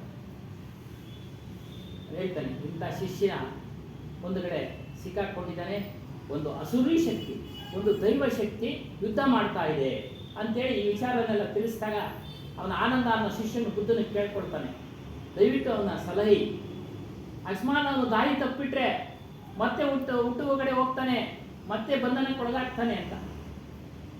ಆಗ ಅವನು ಗುರು ಬುದ್ಧ ಧ್ಯಾನಾಸಕ್ತನಾಗ್ತಾನೆ. ಆ ಧ್ಯಾನದ ಶಕ್ತಿಯಲ್ಲಿ ಅಲ್ಲಿಂದ ಬಂತು ನೋಡಿ. ಅಲ್ಲಿಂದ ಬಂದಾಗ ಇವನು ಭಿಕ್ಷೆ ತಗೊಳ್ಳುವಾಗ ಆ ಫೋಟೋಗಳು ನೋಡಿದಾಗ ಎಲ್ಲ ಬುದ್ಧ ಫೋಟೋ ಆಗಿದೆ, ಎಲ್ಲ ಬುದ್ಧಗಳ ಫೋಟೋ. 3ನೇ ವಾರನೂ ಕಳೀತು, ಬದಲಾವಣೆ ಮಾಡೋಕ್ಕೆ ಸಾಧ್ಯ ಆಗಲಿಲ್ಲ. ಯಾಕೆ ಈ ಕಥೆ ಹೇಳಬೇಕು ಆಯ್ತಂದ್ರೆ, ಮನೋನಿಗ್ರಹ ಮಾಡಬೇಕಾದ್ರೆ ನಮ್ಮ ನೈತಿಕ ಕಟ್ಟುಪಾಡುಗಳ ಜೊತೆಗೆ ನಮಗೆ ಯಾರು ಸತ್ಸಂಗವನ್ನು ಹೇಳ್ತಾ ಇದ್ದಾರೋ, ಗುರುಗಳನ್ನಾಗಿ ಯಾರು ನಾವು ಸ್ವೀಕಾರ ಮಾಡಿರ್ತಕ್ಕಂಥ ಗುರುಗಳ ಸ್ಮರಣೆ ಮಾಡಿ, ಗುರುಗಳ ಸ್ಮರಣೆ ಮಾಡಿ. ಖಂಡಿತವಾಗಲೂ ಮನಸ್ಸು ನಿಗ್ರಹಕ್ಕೆ ಒಳಪಡುತ್ತೆ. ಶಾರದಾದೇವಿಯವರು ಅದೇ ಮಾತನ್ನು ಹೇಳ್ತಾರೆ. ಯಾರು? ರಾಮಕೃಷ್ಣ ಪರಮಹಂಸರ ಹೆಂಡತಿಯಾದ ಶಾರದಾದೇವಿ ಶ್ರೀಮತಿ ಏನು ಪತ್ರಗಳು ಕಳಿಸ್ತಾರೆ. ಅನೇಕರು ಯಾರೋ ಪತ್ರ ಕಳಿಸ್ತಾರೆ, ನನ್ನ ಮನಸ್ಸನ್ನು ನಿಗ್ರಹ ಮಾಡೋಕ್ಕಾಗ್ತಾ ಇಲ್ಲ. ನೀನು ನಿಗ್ರಹ ಮಾಡಬೇಕಾದ್ರೆ ಜಪ ಮಾಡಬೇಕು, ಗುರುಸ್ಮರಣೆ ಮಾಡಬೇಕು. ಅದ್ರ ಜಪ ಮಾಡೋ ಸತತವಾಗಿ ಖಂಡಿತವಾಗ್ಲೂ ಆಗುತ್ತೆ. ಅದೇ ಸಮಯ ತೆಗೆದುಕೊಳ್ಳುತ್ತೆ. ಬಿಡಬೇಡ ನೀನು ಅದನ್ನೇ ಹೇಳ್ತಾರೆ. ಅದಕ್ಕೆ ಚಮತ್ಕಾರ ಅನ್ನೋದಕ್ಕೆ ಈ ಮಾತಿದೆ. ಗುರುವಿನಲ್ಲಿ ಆ ಶಕ್ತಿ ಇದೆ. ಆದರೆ ಗುರುವಿಗೆ ನಾವು ಸಮರ್ಪಣೆ ಮಾಡ್ಕೊಬೇಕು ಸಂಪೂರ್ಣವಾಗಿ. ಮೇಲ್ನೋಟಕ್ಕೆ ಸಮರ್ಪಣೆ ಮಾಡ್ಕೊಂಡ್ರೆ ಸಾಧ್ಯ ಇಲ್ಲ. ಮೇಲ್ನೋಟಕ್ಕೆ ಸಮರ್ಪಣೆ ಧನದಿಂದ ಸಮರ್ಪಣೆ ಮಾಡ್ಕೊಳ್ಳಿ. ಅನ್ಯಥಾ ಶರಣಂ ನಾಸ್ತಿ ತ್ವಮೇವ ಶರಣಂ ಮಮ ಅಂತವನಿಗೆ ಗುರು ಕಾಪಾಡ್ತಾನೆ, ಖಂಡಿತ ಕಾಪಾಡ್ತಾನೆ. ಅದೆಲ್ಲ ನಮಗೆ ಅನುಭವ ಆಗಿದೆ. ಹಾಗಾಗಿ ಚಮತ್ಕಾರಗಳಿಂದ ಸಾಧ್ಯ ಇಲ್ಲ, ಗುರುವಿನಿಂದ ಮಾತ್ರ ಸಾಧ್ಯ. ಅದೇ ಗುರುವಿಗೆ ಸಮರ್ಪಣೆ ಮಾಡ್ಕೊಳ್ಳಿ, ವಂಚನೆ ಇದೆ, ಸಮರ್ಪಣೆ ಮಾಡ್ಕೋ. ನಿಸ್ವಾರ್ಥದಿಂದ ಸೇವೆ ಮಾಡಬೇಕು, ಗುರುವಿನ ಸೇವೆ. ಮತ್ತು ಇಲ್ಲಿ ಹೇಳ್ತಾರೆ, ಕೂಲಿ ಕೊಟ್ಟು ಕೆಲಸ ಮಾಡಿಸ್ತೀವಿ ನಾವು. ಯಾರಿಗ ಕೂಲಿ ಕೊಟ್ಬಿಟ್ಟು ಮನಸ್ಸನ್ನು ನಿಗ್ರಹ ಮಾಡಿಸು ಅಂತಂದ್ರೆ ಆಗೋದಿಲ್ಲ. ಕೂಲಿ ಕೊಟ್ಟು ಮಾಡಿಸೋ ಕೆಲಸ ಅಲ್ಲ ಇದು. ನಿಮ್ಮ ಮನಸ್ಸನ್ನು ನೀವೇ ನಿಗ್ರಹ ಮಾಡ್ಕೊಳ್ಬೇಕು. ಆ ನಿಗ್ರಹ ಮಾಡ್ಕೊಳ್ಳೋದಕ್ಕೆ ನೀವು ಸತ್ಸಂಗವನ್ನು ಕೇಳಬೇಕು. ನಾವು ಸತ್ಸಂಗವನ್ನು ಕೇಳಬೇಕು. ಅದು ನಾವೇ ಮಾಡಿಕೊಳ್ಳಬೇಕಾದ ಸ್ವಂತ ಕೆಲಸ. ನಮ್ಮ ಸ್ವಂತದ ಕೆಲಸ ಇದು. ಪ್ರತಿನಿತ್ಯ ಮಾಡ್ತೀವಿ, ನಿದ್ದೆ ಮಾಡ್ತೀವಿ, ನಿದ್ದೆ ಆದ್ಮೇಲೆ ಸ್ನಾನ ಇತ್ಯಾದಿ ಕ್ರಮಗಳನ್ನು ಮಾಡ್ತೀವಿ. ಅದು ಬೇರೆಯವ್ರು ಮಾಡ್ತಾರೆ, ಸಣ್ಣ ಮಗುನಲ್ಲಿ ಮಾಡ್ತಾರೆ ಅಷ್ಟೇ. ಪೇಷಂಟಿಗೆ ಮಾಡ್ತಾರೆ, ಬುದ್ಧಿ ಇರೋನು ಮಾಡ್ತಾರೆ. ನೀನು ಬುದ್ಧಿ ಇಲ್ಲನೆಯ ಮಾಡ್ಕೊಳ್ಳ ನೀನು ಅಂದ್ರೆ ಹಂಗೆ. ನಮ್ಮ ಬುದ್ಧಿಯಿಂದ ನಮ್ಮ ಅರಿವಿನಿಂದ ನಮ್ಮ ಮನಸ್ಸನ್ನು ನಾವೇ ನಿಗ್ರಹ ಮಾಡ್ಕೊಳ್ಬೇಕು. ಕಷ್ಟ ಇದೆ, ಇಲ್ಲ ಅಂತ ಹೇಳಿಲ್ಲ. ಜೀವನಕ್ಕೆ ನಾವು 12 ಗಂಟೆ ಕಷ್ಟಪಡ್ತೀವಿ ಹೊಟ್ಟೆ ಪಾಡೋಸ್ಕರ ಅಲ್ವಾ? ಅದಕ್ಕೆ ಹೇಳ್ತಾರೆ, ಅದಕ್ಕೂ ಕಬೀರ್ ಸಾಹೇಬ್ ಹೇಳ್ತಾರೆ, ಇದೇ ರೀತಿ ನಿನ್ನ ಜೀವನ ಎಲ್ಲ ಕಳ್ಕೊಟ್ಟಲ್ಲಪ್ಪ. ಈ ಮಾಯೆ ಕೆಲಸಗಳ ಕಾರ್ಯಗಳಿಗೆ ಈ 24 ಗಂಟೆ ದುಡಿಯೋದು ಆಗ 8 24 ಗಂಟೆ, 12 ಗಂಟೆ ಕೆಲಸ, 12 ಗಂಟೆ ನಿದ್ದೆ. ಏನ್ ಮಾಡ್ತಾ ಇದ್ದೆ ನೀನು? ನಿದ್ದೆ ಮಾಡಬೇಡ ಹೆಚ್ಚಾಗಿ. ಒಂದು ಲಿಮಿಟ್ ಇಟ್ಕೋ, ಮಿತಿ ಇಟ್ಕೋ. ಎದ್ದು ಭಜನೆ ಮಾಡು, ಧ್ಯಾನ ಮಾಡು. ಅದರಿಂದ ಹೇಳ್ತಾರೆ. ಮತ್ತೆ ಇನ್ನೊಂದು ವಿಚಾರ ತಿಳ್ಕೊಳ್ಬೇಕು. ಪ್ರತಿಯೊಬ್ಬರು ಮನಸ್ಸನ್ನು ನಿಗ್ರಹ ಮಾಡ್ಕೊಬೇಕಾದ್ರೆ ನಾವು ಈ ರೀತಿ ಇವತ್ತಿನ ನಾಳೆ ಮುದುಕರಾಗ್ತೀವಿ.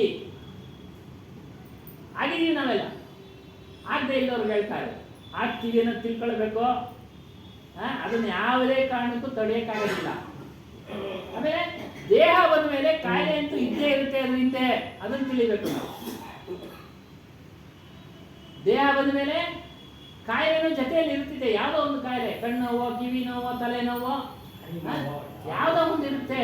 ಅದನ್ನು ನಾವು ತಿಳಿದಿರ್ಬೇಕು. ಮತ್ತೆ ಇವತ್ತಿಲ್ಲ ನಾಳೆ ನಾವು ಖಂಡಿತ ಈ ಪ್ರಪಂಚವನ್ನು ಬಿಟ್ಟು ಹೋಗ್ತೀವಿ. ಇದನ್ನ ತಿಳಿದಿರ್ಬೇಕು. ಅದನ್ನ ಯಾರೂ ತಡೆಯೋಕ್ಕಾಗೋದಿಲ್ಲ. ತಡೆಯೋಲಿಕ್ಕೆ ಆಗೋದಿಲ್ಲ. ಮತ್ತೆ ನಾವು ಏನೇನು ನಮ್ಗೆ ಇಷ್ಟಪಟ್ಟು ತೆಗೆದುಕೊಳ್ತೀವಿ ವಸ್ತುಗಳೆಲ್ಲ, ಅದೆಲ್ಲ ಒಂದಲ್ಲ ಒಂದು ದಿನ ಬದಲಾವಣೆ ಆಗತ್ತೆ. ಅತಿ ಮುದ್ದಾಗಿ ಮಗನ್ನ ಬೆಳೆಸಿರ್ತೀವಿ. ವಯಸ್ಸಾದ್ಮೇಲೆ, ಮದುವೆ ಮಾಡಿದ್ಮೇಲೆ ಅವರೆಲ್ಲ ವಿಚಾರಗಳು ನಮ್ಗೆ ಅರಿವಿಗೆ ಬರ್ತವೆ. ಹಾಗಂತೇಳಿ ಬಿಟ್ಬಿಡೋದು ಅವ್ರ ನಿಯಂತ್ರಣದ ಇಟ್ಕೊಳ್ಬೇಕು ನಿಮ್ಮ ಮನಸ್ಸನ್ನ ಅಷ್ಟೇ. ಮನಸ್ಸನ್ನ ನಿಯಂತ್ರಣದಲ್ಲಿ ಇಟ್ಕೊಳ್ಳಿ. ಅದನ್ನು ಯಾವ ರೀತಿ ಯುಕ್ತಿ ಉಪಾಯಗಳಿಂದ ಬಗೆಹರಿಸ್ಕೊಳ್ಳಿ. ಇವತ್ತಿನ ದಿವಸ ನಾವು ಏನೇನು ಆಗಿದ್ದೀವೋ, ಏನೇನು ಕೆಲಸ ಮಾಡೋಕ್ಕೆ ಒಳಪಟ್ಟಿದ್ದೀವೋ, ಕೆಲಸ ಮಾಡಿದ್ದೀವೋ, ಮುಂದೆ ಮಾಡಲಿಕ್ಕೆ ಇದೀವೋ, ಅದೆಲ್ಲ ನಮ್ಮ ಕರ್ಮಗಳ ಫಲ. ನಾವು ಹಿಂದೆ ಏನು ಕೆಲಸ ಕಾರ್ಯಗಳನ್ನು ಮಾಡಿದ್ವೋ ಅದರ ಫಲ ನಾವು ಪ್ರಾರಬ್ಧ ಭೋಗಿಸ್ತಾ ಇದ್ವಿ. ಇವತ್ತಿಂದ ಇಲ್ಲಿ ಕುಳಿತುಕೊಂಡು ಹೇಳೋದಕ್ಕೆ ಇದು ನಮ್ಮ ಒಂದು ಪ್ರಾರಬ್ಧ. ಈ ಪ್ರಾರಬ್ಧವನ್ನ ಭೋಗಿಸಿ ಕಳಿಬೇಕು. ನೀವು ಭೋಗಿಸಿ ಕಳಿಬೇಕು. ಇದರಲ್ಲಿ ಸ್ವಲ್ಪ ಶೇಷ ಉಳ್ಕೊಂಡ್ರು ಮತ್ತೆ ಜನ್ಮ, ಮತ್ತೆ ಜನ್ಮ. ಹಾಗಾಗಿ ಏನು, ಮುಪ್ಪನ್ನ ಕುರಿತು ಧ್ಯಾನ ಮಾಡಿ. ಇವತ್ತಿಲ್ಲ, ನಾನು ನಾಳೆ ಮುದುಕ್ನಾಗ್ತೀನಪ್ಪ. ಸೊಕ್ಕು ಮುರಿಬೇಕು, ಯೌವನದ ಸೊಕ್ಕು ಮುರಿಬೇಕು ಈ ಮನಸ್ಸಿಗೆ. ಯುವಕರು ನಾನು ಯಾವಾಗಲೂ ಹಿಂಗೆ ಇರ್ತೀನಿ ಅಂತ ತಿಳ್ತಿರ್ತಾರಲ್ಲ, ಅವ್ರಿಗೆ ಹೇಳ್ತಾ ಇರೋದು. ಯಾವಾಗಲೂ ಹಿಂಗೆ ಇರ್ತೀನಿ ಅಂತ ಅವ್ರಿಗೆ ಹೇಳ್ತಾ ಇರೋದು. ಆಮೇಲೆ ರೋಗಗಳ ಬಗ್ಗೆ ಒಂದಲ್ಲ ಒಂದು ರೋಗ ಬಂದೇ ಬರುತ್ತಪ್ಪ. ಇದ್ರ ಧರ್ಮನೇ ಅಷ್ಟು, ಅದು ಶರೀರದ ಧರ್ಮನೇ ಅಷ್ಟು. ಇದನ್ನೆಲ್ಲ ಚಿಂತನೆ ಮಾಡ್ತಾ ನಾವು ನಮ್ಮ ವ್ಯಾಮೋಹವನ್ನು ದಮನ ಮಾಡಿಕೊಳ್ಳಬೇಕು. ನೋಡಿ, ಮನಸ್ಸನ್ನು ನಿಗ್ರಹ ಮಾಡೋದಕ್ಕೆ ಮತ್ತು ಶಿಸ್ತು ಬೇಕು ಮನಸ್ಸಿಗೆ.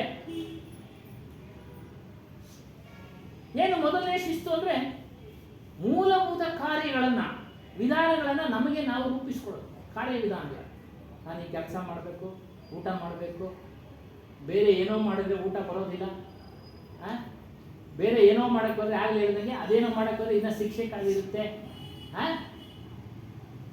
ನೈತಿಕವಾಗಿ ಕೆಲಸಗಳನ್ನ, ನೀತಿವಂತವಾಗಿ ಕೆಲಸಗಳನ್ನ ಮಾಡಿ ತಕ್ಕೊಳ್ಬೇಕು. ವಿಧಾನಗಳು ಅದೇ, ಅನೈತಿಕ ಕಡೆ ಹೋಗಬಾರ್ದು ಅಂತ. ಆಮೇಲೆ ಎರಡನೇದು ಹೇಳ್ತಾ ಇದ್ದಾರೆ, ಪ್ರಬಲವಾದ ನಿರೋಧಕಗಳನ್ನು ಅಣಿಗೊಳಿಸುವುದು. ನಮಗೆ ನಿರೋಧಕ ಆಗತಕ್ಕಂಥ ಒಂದು ಅಡಚಣೆ ಮಾಡತಕ್ಕಂಥ ಕೆಲಸ ಕಾರ್ಯಗಳಿಂದ ದೂರ ಇರೋದು. ಸತ್ಸಂಗಕ್ಕೆ ಇವತ್ತೆಲ್ಲ ಮಳೆ ಬರುತ್ತೆ, ಯಾರು ಬರಲ್ಲ ಅನ್ಕೊಂಡು. ಪ್ರಕೃತಿ ಅಡಚಣೆ.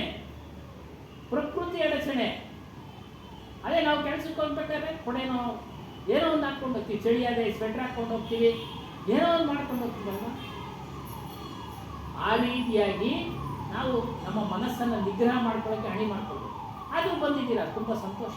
ನಾವು ಬರೋದಿಲ್ಲ ಅಂತ ಮಾತಾಡ್ತಾ ಇದ್ದೀವಿ, ಬರೋದಿಲ್ಲ. ಈ ರೀತಿ ಅಡಚಣೆಗಳಾಗ್ತವೆ. ನಾವು ನಮ್ಮ ಮನಸ್ಸನ್ನು ನಿಗ್ರಹ ಮಾಡಬೇಕಾದ್ರೆ ಅದಕ್ಕೆ ನಾವು ರೆಡಿಯಾಗಿರ್ಬೇಕು.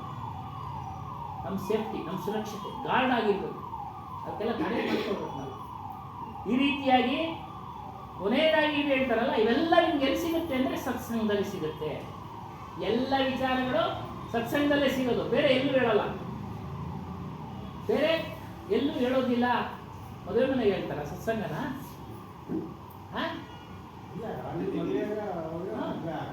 ಅಷ್ಟೇ, ಅದು ಕೆಲಸ. ಅದು ಕಾಫಿ ಕುಡಿಯೋಕೆ ಹೋಗ್ತೀವಿ ನಾವೆಲ್ಲ, ಅಲ್ಲಿ ಕಾಫಿ ಕುಡಿಯೋಕೆ ಸತ್ಸಂಗ ಹೇಳೋಕ್ಕಾಗಿತ್ತಾ? ಇಲ್ಲ, ಅಲ್ಲಿ ಬೇರೆ ವಿಚಾರಗಳು. ಹಾಗಾಗಿ ಸತ್ಸಂಗ ಅಂದರೆ ನೋಡಿ, ಇಂಥ ಜಾಗಗಳಲ್ಲಿ ಮಾತ್ರ ಇವುಗಳು ವಿಚಾರಗಳು ಹೇಳೋದು. ಇಂಥ ವಿಚಾರಗಳು, ರಾಮಕೃಷ್ಣ ಆಶ್ರಮ, ಮತ್ತೊಂದು ಎಲ್ಲ ಹೋಗಿ ಸತ್ಸಂಗ ಕೇಳಿ, ಸಾರ ಶಬ್ದಗಳನ್ನು ತೆಗೆದುಕೊಳ್ಳಿ. ಮಿಶ್ರಣವಾದ ಶಬ್ದಗಳನ್ನು ಹೇಳ್ತಾರೆ, ಬಿಡುಗಡೆ ಆಗತಕ್ಕಂಥ ಶಬ್ದಗಳನ್ನು ತೆಗೆದುಕೊಳ್ಳಿ. ನಿಮಗೆ ನೀವೇ ನಿರ್ದೇಶನ ಕೊಡಬೇಕು. ತುರ್ತು ಪರಿಸ್ಥಿತಿಗಳಲ್ಲಿ ಮನಸ್ಸು ದಿಕ್ಕುಗೆಡದಂತೆ ಈ ಸತ್ಸಂಗ ನಿಮ್ಮನ್ನ ಸಂರಕ್ಷಣೆ ಮಾಡುತ್ತೆ. ನೋಡಿ, ಸತ್ಸಂಗದ ಎಷ್ಟು ಕೆಲಸ ಮಾಡುತ್ತೆ ಅಂದ್ರೆ, ತುರ್ತು ಪರಿಸ್ಥಿತಿಗಳಲ್ಲಿ ಹೇಳಿದ್ರಲ್ಲ, ಯಾರೋ ಬರ್ತಾ ಇದ್ದಾರೆ ಅಂತ ಶಬರಿಮಲೆಯಿಂದ, ಅಂತ ಮನೆಗಳಲ್ಲಿ ಕೆಲವರು ಏನಾದ್ರು ಸತ್ಸಂಗ ಕೇಳಿದ್ದ ಪಕ್ಷದಲ್ಲಿ ಸಮತೋಲನದಿಂದ ಇರ್ತಾರೆ. ದುಃಖ ಆಗಿದೆ, ಇದಾಗುವಂಥದ್ದು ಆಕಸ್ಮಿಕವಾಗಿತ್ತು. ಯಾವಾಗ ಕೆಲವರು ಇದನ್ನ ತೆಗೆದುಕೊಂಡಿರೋದಿಲ್ವೋ ಖಿನ್ನತೆಗೊಳಗಾಗ್ತದೆ. ಕೆಲವರು ಆಗದೇ ಇಲ್ಲ ನೀವು ಅಂತೇಳಿ ಪ್ರಶ್ನೆ ಮಾಡ್ಬೋದು. ಅವರು ಪ್ರಾರಂಭ ಕರ್ಮ, ಅವರು ಫೇಸ್ ಮಾಡೋಷ್ಟು ಕೆಪಾಸಿಟಿ ಹುಟ್ಟಿನಿಂದ ಬಂದ್ಬಿಟ್ಟಿರುತ್ತೆ. ಅದನ್ನು ಎದುರಿಸುವಷ್ಟು ಸಾಮರ್ಥ್ಯ.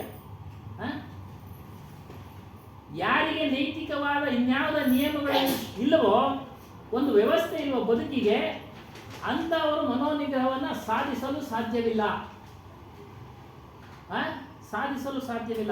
ಮನಸ್ಸಿನ ಸ್ವಭಾವ ಏನು?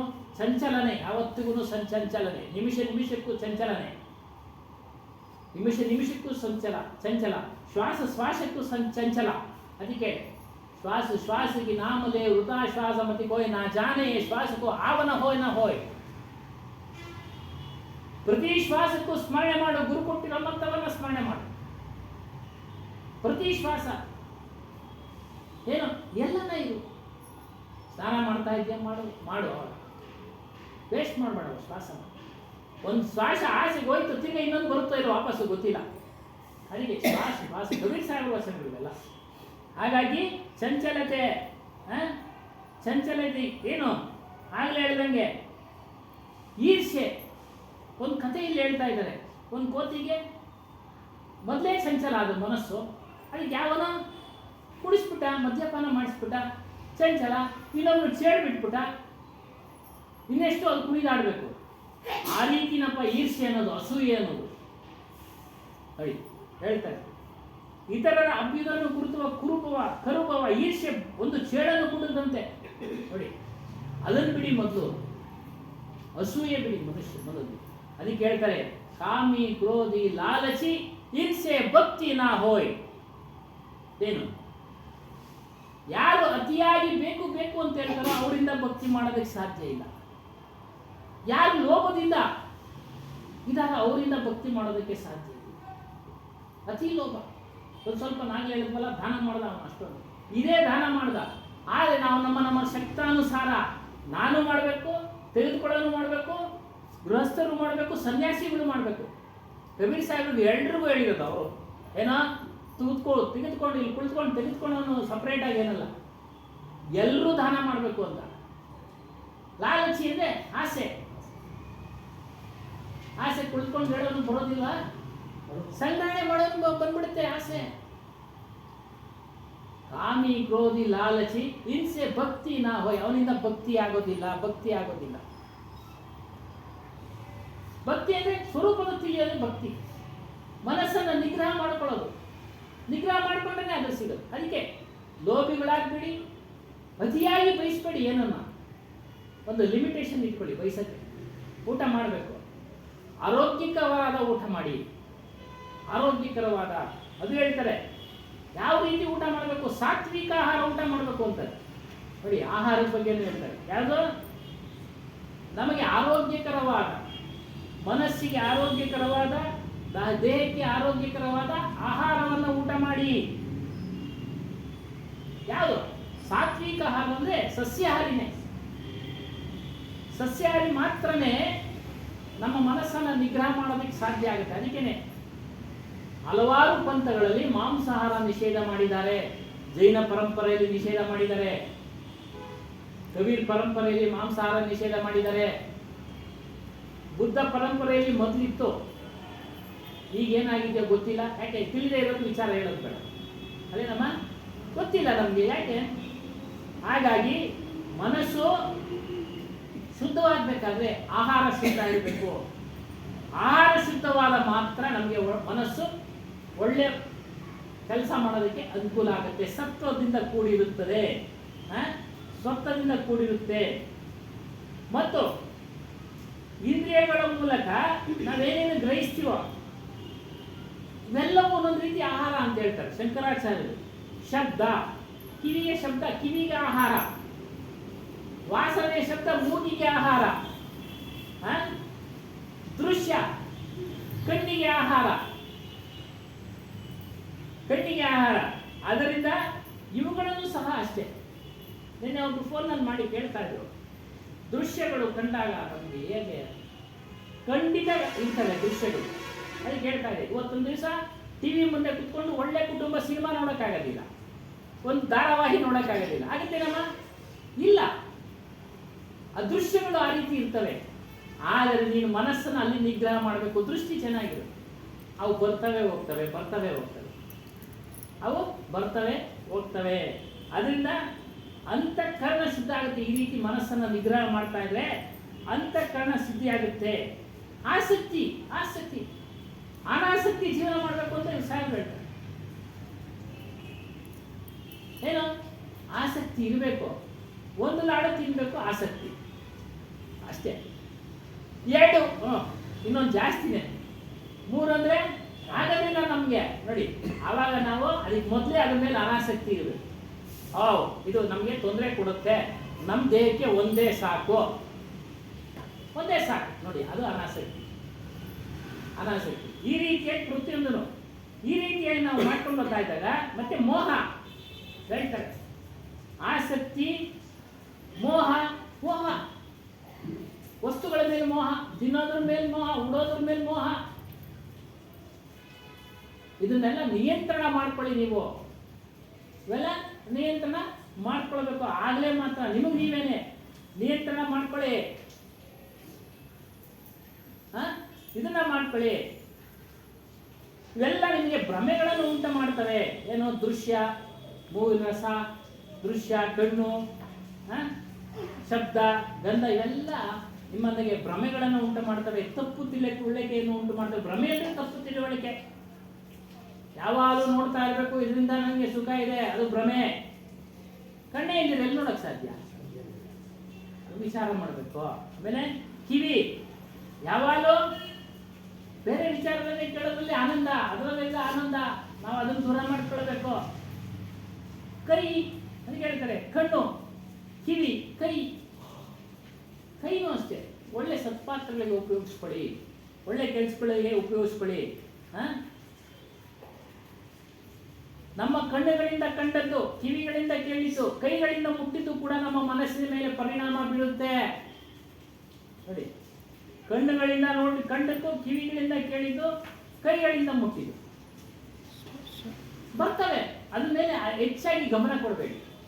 ಕಣ್ಣುಗಳಿಂದ ಏನು ನೋಡಬೇಕು? ಆಗಾಗ್ಗೆ ಗುರುಗಳ ದರ್ಶನ, ಸಂತರ ದರ್ಶನ ಮಾಡಬೇಕು. ಹಿಂದೆ ಎಲ್ಲ ಸಂತರು ಹೇಳ್ತಾ ಇದ್ರು, ಗುರುಗಳು ಹನುಮಾನ್ ಸಾಹೇಬ್ ಹೇಳ್ತಾರೆ, ಯಾವಾಗ ಒಬ್ಬ ಸಂತರನ್ನ ನೋಡ್ತೀವೋ ಆ ಸಂತರಲ್ಲಿರ್ತಕ್ಕಂಥ ಆತ್ಮನ ಒಂದು ವಿಚಾರ ನಮಗೆ ಮನವರಿಕೆ ಆಗುತ್ತೆ. ಅವನು ನನ್ನ ಹಾಗೆ ಆತ್ಮಸ್ವರೂಪನು. ಆಗ ನಿಮ್ಗೇನು ಮನಸ್ಸೇನಾಯ್ತು? ನಿನ್ನ ಆತ್ಮಸ್ವರೂಪದ ಕಡೆ ಹೋಗುತ್ತೆ. ದೈಹಿಕವಾಗಿ ನಾವು ಗೌರವಗಳು ಕೊಡಬೇಕು, ನಮಸ್ಕಾರ ಹಾಕೋದು, ಮತ್ತೊಂದು ಪ್ರತಿ ನಮಸ್ಕಾರ ಮಾಡಲೇಬೇಕು. ನಮ್ಮ ಮನಸ್ಸೆಲ್ಲ ಹೋಗುತ್ತೆ, ಓ ನಮ್ಮ ಶಿಷ್ಯರಿವರು, ನಮ್ಮ ಸಂತರಿವರು, ನಮ್ಮ ಆಶ್ರಮಕ್ಕೆ ಬರ್ತಾ ಇದ್ರು, ನಮ್ಮ ಗುರುಗಳ ಸಂತರು, ಈ ರೀತಿ ವಿಚಾರ ಮಾಡುತ್ತೆ. ಆತ್ಮನ ಕಡೆ ತೆಗೆದುಕೊಂಡು ಹೋಗುತ್ತೆ. ಕಿವಿಗಳಿಂದ ಕೇಳಿದ್ದು ಭಜನೆ ಹೇಳ್ತಾ ಇದೆ. ಆಗಲೇ ಹೇಳಿದ್ರಲ್ಲ, ಜಪ ಮಾಡಿ, ಭಜನೆಗಳು ಹಾಕ್ಕೊಳ್ಳಿ. ಏನು ಕೇಳಿ. ಯಾವಾಗಲೂ 24 ಗಂಟೆ ಮಾಡ್ಲಿಕ್ಕೆ ಸಾಧ್ಯ ಇಲ್ಲ. ಸಮಯ ಸಿಕ್ಕಿದಾಗೆಲ್ಲ ಇದನ್ನು ಮಾಡುವಂತರಾಗಿ ಕೆಲಸ ಮಾಡಬೇಕಾಗುತ್ತೆ. ನಾವು ಅದ್ರ ಮೇಲೆ ಗಮನ ಕೊಡಬೇಕಾಗುತ್ತೆ. ಎಲ್ಲ ಕೆಲಸ ಮಾಡಿ. ಸಮಯ ಸಿಕ್ಕಿದಾಗ ಮಾಡಿ. ಹಾಗೆ ಕೈಗಳಿಂದ ಮುಟ್ಟಿದ್ದು ನಮ್ಮ ಮನಸ್ಸಿನ ಮೇಲೆ ಏನು ಕಳ್ತನ ಮಾಡೋದಿಲ್ಲ, ನಮ್ಮ ಮನಸ್ಸಿನ ಮೇಲೆ ಪರಿಣಾಮ ಬೀರುತ್ತೆ. ಹಾಗಾಗಿ ಇವುಗಳನ್ನೆಲ್ಲ ನೀವು ನಿಯಂತ್ರಣದಲ್ಲಿಟ್ಕೊಳ್ಬೇಕು. ಆಹಾರದಂತೆ ಮನಸ್ಸು. ಆದ್ದರಿಂದ ಸಾತ್ವಿಕ ಆಹಾರವನ್ನು ತೆಗೆದುಕೊಳ್ಳಿ.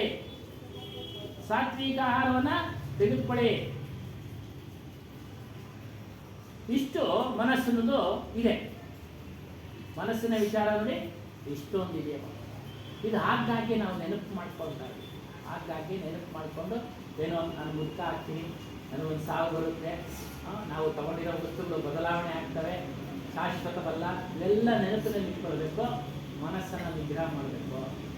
ಮನಸ್ಸನ್ನು ಬೇಕಾದಷ್ಟು ಬಟ್ಟೆ ಇದೆ, ಇನ್ನು ಬಟ್ಟೆ ಮೇಲೆ ಆಸೆ ನಮಗೆ ಅಲ್ಲ.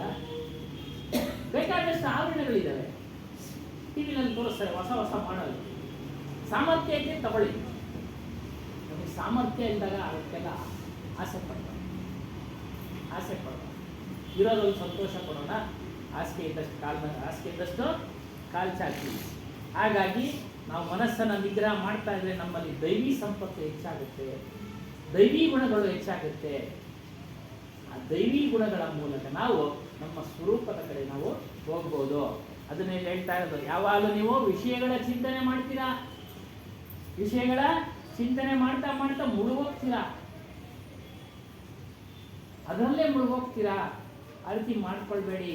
ಅವೆಲ್ಲ ವಿಕಾರ ಆಗತಕ್ಕಂಥದ್ದು, ಬದಲಾವಣೆ ಆಗತಕ್ಕಂಥದ್ದು, ನಾಶ ಆಗತಕ್ಕಂಥದ್ದು ಎಲ್ಲವೂ ಅಷ್ಟೇ ನಮ್ಮನ್ನು ಬಿಟ್ಟು ದೂರ ಹೋಗ್ತವೆ. ಎಲ್ಲವೂ ಅಷ್ಟೇ. ಋಣಾನುಬಂಧ ರೂಪೇಣ ಪಶು ಪತ್ನಿ ಸುತಾಲಯ. ಎಲ್ಲ ಋಣ ಅಂದರೆ ಸಾಲ. ಒಬ್ರಿಗೊಬ್ರು ಸಾಲ ಮಾಡ್ಕೊಳ್ತೀವಿ. ಹಿಂದಿನ ಜನರು ತೀರಿಸ್ಕೊಳ್ತಾ ಇದ್ದೀವಿ. ಬೇಸ ಹಾಕಬಾರ್ದು ಈ ಮಾತುಗಳಿಂದ. ಕರ್ಮ ಸಿದ್ಧಾಂತ ಹೀಗೆ ಹೇಳ್ತಾ ಇದೆ. ಕರ್ಮ ಸಿದ್ಧಾಂತ ಋಣ ಮುಗಿದ ಕೂಡಲೇ ಹೆಂಡತಿ ಗಂಡನಿಗೆ ಹೇಳಲ್ಲ, ಗಂಡ ಹೆಂಡತಿಗೆ ಹೇಳಲ್ಲ, ಹೋಗ್ತಾ ಇವಾಗ ಹೇಳಿದ್ರು ಹೋಗ್ಬಿಟ್ಟು ಹೋದ್ರ, ವಾಪಸ್ ಬರ್ತೀವಿ ಅಂತ ಹೋಗಿದ್ದಲ್ವ ಅಲ್ಲ, ಹೋಗಿ ಬರ್ತೀವಿ ಅಂತ ಏನ್ ಹೇಳ್ತಾರೆ, ಹೋಗಿ ಬರ್ತೀವಿ ಅಂತಾರೆ. ಬರ್ತಾ ಅವ್ರೆ ಯಾವ ರೀತಿ ಬರ್ತಾ ಇದ್ದಾರೆ ಹಾಗೆ ಹೇಳಕ್ಕಾಗಲ್ಲ. ಅದಕ್ಕೆ ಋಣಾನುಬಂಧ ರೂಪೇಣ ಪಶುಪತಿ ಸುತಾಲಯ. ಋಣ ಯಾವಾಗ ಮುಗೀತು ಹೇಳಲ್ಲ ಕೇಳಲ್ಲ ಯಾರಿಗೂ. ದುಃಖ ಬರುತ್ತೆ, ಏನು ಮಾಡೋಕ್ಕಾಗೋದಿಲ್ಲ. ಅಲ್ಲೇ ಬುದ್ಧ ಹೇಳಿದ್ಮೇಲೆ ಸಾವು ಬಂದೇ ಬರುತ್ತೆ.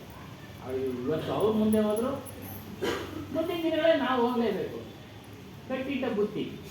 ಹಾಗಾಗಿ ಅವೆಲ್ಲ ವಿನಾಶ ಆಗತಕ್ಕಂಥದ್ದು. ಪ್ರಾಣಿ, ಪದಾರ್ಥ, ದೇಹ, ಈ ಜಗ ಕರ್ತಾ ಹೈ ನೋಡಿ. ಅದು ನೀನು ಚಿಂತನೆ ಮಾಡ್ತಾ ಮಾಡ್ತಾ ಈ ಚಿಂತನೆಗೆ ಒಳಪಡಿಸ್ಕೊ ನಿನ್ನ ಮನಸ್ಸನ್ನು. ಯಾವುದೇ ಚಿಂತನೆಗೆ? ಆಧ್ಯಾತ್ಮ ಚಿಂತನೆಗೆ ಒಳಪಡಿಸ್ಕೋ. ಕಾಮ, ಕ್ರೋಧ, ಲೋಭ, ಮೋಹ, ಭಯ, ರಾಗ, ದ್ವೇಷ, ಈರ್ಷ್ಯ ನೋಡಿ ಎಲ್ಲ ಕಡೆನೂ ಅದೇ ಹೇಳ್ತಾರೆ. ಕಾಮ ಅಂದರೆ ಅತಿಯಾದ ಬಯಕೆ, ಕ್ರೋಧ ಅಂದರೆ ಕೋಪ, ಲೋಭ. ತನ್ನ ಉದ್ಧಾರಕ್ಕೆ ತಾನು ಖರ್ಚು ಮಾಡೋಕ್ಕಾಗಲ್ಲ ಲೋಭ.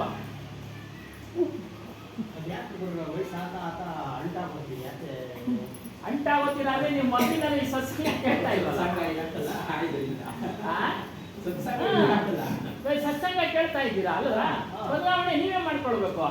ಅದು ಈ ನಡುವೆ ಬಹಳ ಜನ ನೋಡ್ತಾ ಇದ್ದೇನೆ, ಅವರೆಲ್ಲ ಸತ್ಸಂಗ ಕೇಳ್ತಾ ಇಲ್ಲ. ಸತ್ಸಂಗ ಕೇಳೋರು ಖಂಡಿತ ಬದಲಾವಣೆ ಆಗ್ತಾರೆ. ಬಹಳ ಅಂಟ ಏನು ಮಗುವಿಗೆ ಏನಾರ ಸಹಾಯ ಮಾಡಿ ಹೋದ್ರೆ ಏನಕ್ಕೆ ಆಗತ್ತೀಯ ಅಂತ ಅದೇನು ಅರ್ಥನೇ ಆಗಲ್ಲ. ಸತ್ಸಂಗ ಇಲ್ಲ. ಸತ್ಸಂಗ ಕೇಳಿದ್ರೆ ಅವಾಗ ಅವ್ರಿಗೆ ಅರಿವಾಗುತ್ತೆ.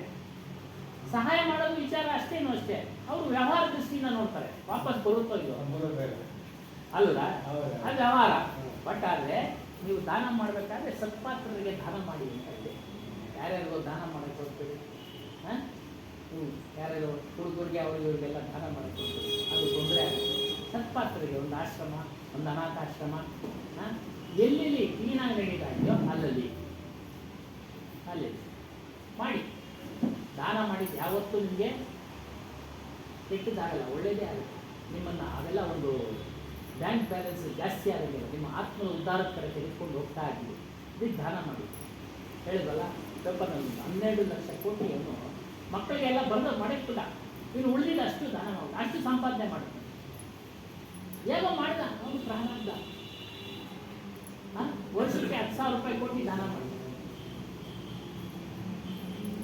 ಒಂದೇ ಕಡೆ ಕೊಡಬೇಕು ಅನ್ನೋದೇನಿಲ್ಲ. ದಾನ ವಿಚಾರ ಏನೋ ನಮ್ಮ ಆಶ್ರಮಕ್ಕೆ ಕೊಡಿ ಅಂತ ನಾವು ಹೇಳೋಕ್ಕಲ್ಲ. ನೀವು ಮಾಡಿ, ನಿಮ್ಮ ಎಲ್ಲೆಲ್ಲಿ ಇಷ್ಟ ಬರುತ್ತೋ ಒಂದು ಅನಾಥ ನಮ್ಮದು ಬೆಳೆಯೋದಕ್ಕೆ ದಾನ ಮಾಡಿ. ವಿದ್ಯೆ ಕೊಡೋದಕ್ಕೆ ದಾನ ಮಾಡಿ, ವಿದ್ಯೆ ಕೊಡೋದಕ್ಕೂ ದಾನ ಮಾಡಿ. ಇಲ್ಲ ಅಂತೇಳಿ ಅವರು ಒಳ್ಳೆಯವರು ಆಗೋದು ಬಿಡೋದು ಅವರವರು ಪ್ರಾರಂಭ ಮಾಡ್ತಾರೆ.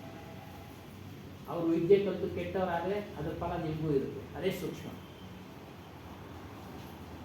ಅದೇ ದಾನ ಮಾಡೋದು ಬಿಡಬೇಡಿ, ದಾನ ಮಾಡಿ. ಅವರವ್ರ ಪ್ರಾರಂಭ, ಅವರವ್ರು ಹೋಗ್ತಾರೆ.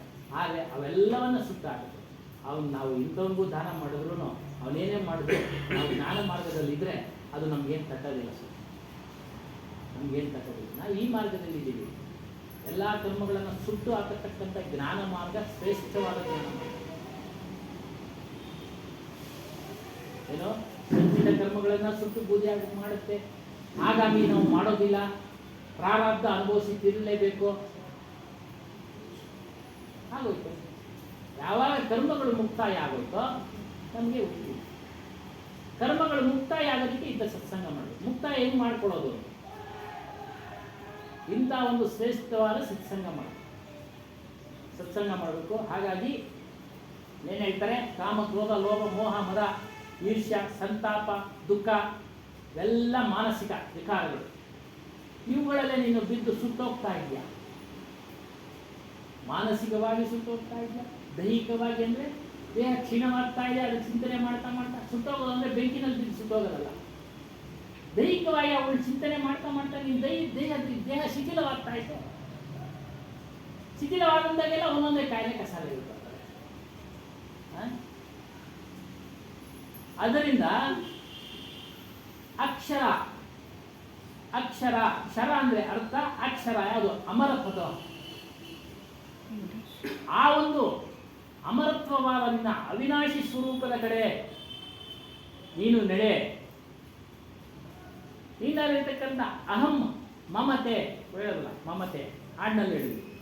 ಅಹಮನ್ನು ಬಿಡೋ, ಮಮತೆಯನ್ನು ಬಿಡೋ. ಅತಿಯಾದ ಮಮತೆ ಇರಬೇಕು, ಪ್ರೀತಿ ಎಷ್ಟು ಬೇಕೋ ಅದಕ್ಕೆ ಕಬೀರ್ ಸಾಹೇಬ್ ಹೇಳ್ತಾರೆ, ಗ್ರಂಥಗಳನ್ನು ಓದಿದವನು ಪಂಡಿತನಲ್ಲ, ಗ್ರಂಥಗಳನ್ನು ಓದಿದವನು ಪಂಡಿತನಲ್ಲ, ಪ್ರೇಮ ಎಂಬ 2 ಅಕ್ಷರವನ್ನು ಅರಿತು ನಡೆಯುವನೇ ಪಂಡಿತ. ಏನು ಪ್ರೇಮದ 2 ಅಕ್ಷರ ಅರ್ಥ? ಎಲ್ಲರೂ ನನ್ನ ಹಾಗೆ ಚೈತನ್ಯ ಜೀವಿಗಳು, ನೀವು ನನ್ನ ಹಾಗೆ, ಆ ಪ್ರಾಣಿಯೂ ನನ್ನ ಹಾಗೆ. ಅದಕ್ಕೂ ಜೀವ ಭಯ ಇದೆ, ಅದಕ್ಕೂ ಊಟ ಮಾಡಬೇಕು ಅನ್ನೋದು ಆಸೆ ಇದೆ. ನಿನಗೂ ಇದೆಯಲ್ಲ ಊಟ ಮಾಡಬೇಕು ಅನ್ನೋ ಆಸೆ, ನಿನಗೂ ಇದೆ ಸಂಬಂಧದ ಆಸೆ, ನಿನಗೂ ಜೀವ ಭಯ ಇದೆ. ಅದು ಹಾಗೇನೆ. ಅದಕ್ಕೆ ಅದ್ರ ಮೇಲೂ ಪ್ರೇಮ ತೋರಿಸು, ಅದ್ರ ಮೇಲೆ ಅದನ್ನು ಉದ್ದೇಶವಾಗೂ ಮಾಡಬೇಡ, ಉದ್ದೇಶ ಇಲ್ಲದೆ ಅದನ್ನು ಹತ್ಯೆ ಮಾಡಬೇಡ. ಏನೋ ಅದಕ್ಕೆ ಮಾಂಸಾಹಾರವನ್ನು ಬಿಡಿ, ಅದೆಲ್ಲ ಪಾಪ. ಉದ್ದೇಶದಿಂದ ಮಾಡ್ತಾರೆ, ತಿನ್ನೋ ಆಸೆಯಿಂದ, ಅದೆಲ್ಲ ಅವ್ರನ್ನ ಅವ್ರನ್ನೆಲ್ಲ ಕಾಡಿಸುತ್ತೆ. ಈಗಲ್ಲ, ಮುಂದಿನ ದಿನಗಳಲ್ಲಾದರೂ ಕಾಡಿಸುತ್ತೆ. ಈಗೇನೋ ಚೆನ್ನಾಗಿದ್ದಾರೆ, ಪ್ರಾರಬ್ಧ ಅನುಭವಿಸ್ತಾ ಇದ್ದಾರೆ, ಬಿಡು ಇರೋವರೆಗೂ ಮಜಾ ಮಾಡೋಣ ಅಂತ ಇದ್ದಾರೆ. ಅದೆಲ್ಲ ಕರ್ಮ ಗಂಟಿ ಕಟ್ಟಿದಾಗೆ ಅವೆಲ್ಲ. ಹಾಗಾಗಿ ಕಟ್ಟಿಟ್ಟು ಬುತ್ತಿ. ಅದರಿಂದ ಅವುಗಳಿಂದೆಲ್ಲ ಬಿಡುಗಡೆ ಆಗ್ಬೇಕಾದ್ರೆ ಅವುಗಳನ್ನೆಲ್ಲ ಬಿಡುಗಡೆ ಮಾಡಿ. ಸಾತ್ವಿಕ ಆಗಲಿರೋದಲ್ಲ, ಮನಸ್ಸನ್ನು ನಿಗ್ರಹ ಮಾಡ್ಬೇಕಾದ್ರೆ ಸಾತ್ವಿಕ ಆಹಾರವನ್ನು ತೆಗೆದುಕೊಳ್ಬೇಕು. ಅವಿನಾಶಿ ಸ್ವರೂಪನಾದ ಆತ್ಮನ ಕಡೆ ನಿಮ್ಮ ಚಲನ ಇರಲಿ. ಬ್ರಹ್ಮಚರ್ಯ ಅಂದರೆ ಬರೀ ಮದುವೆ ಆಗದೆ ಹಾಗೆ ಇರೋದಿಲ್ಲ, ಅದೊಂದು ಭಾಗ. ಚರ್ಯ ಅಂದರೆ ಚಲನ. ಬ್ರಹ್ಮನ ಕಡೆ ನಿಮ್ಮ ಚಲನೆ ಇರಲಿ.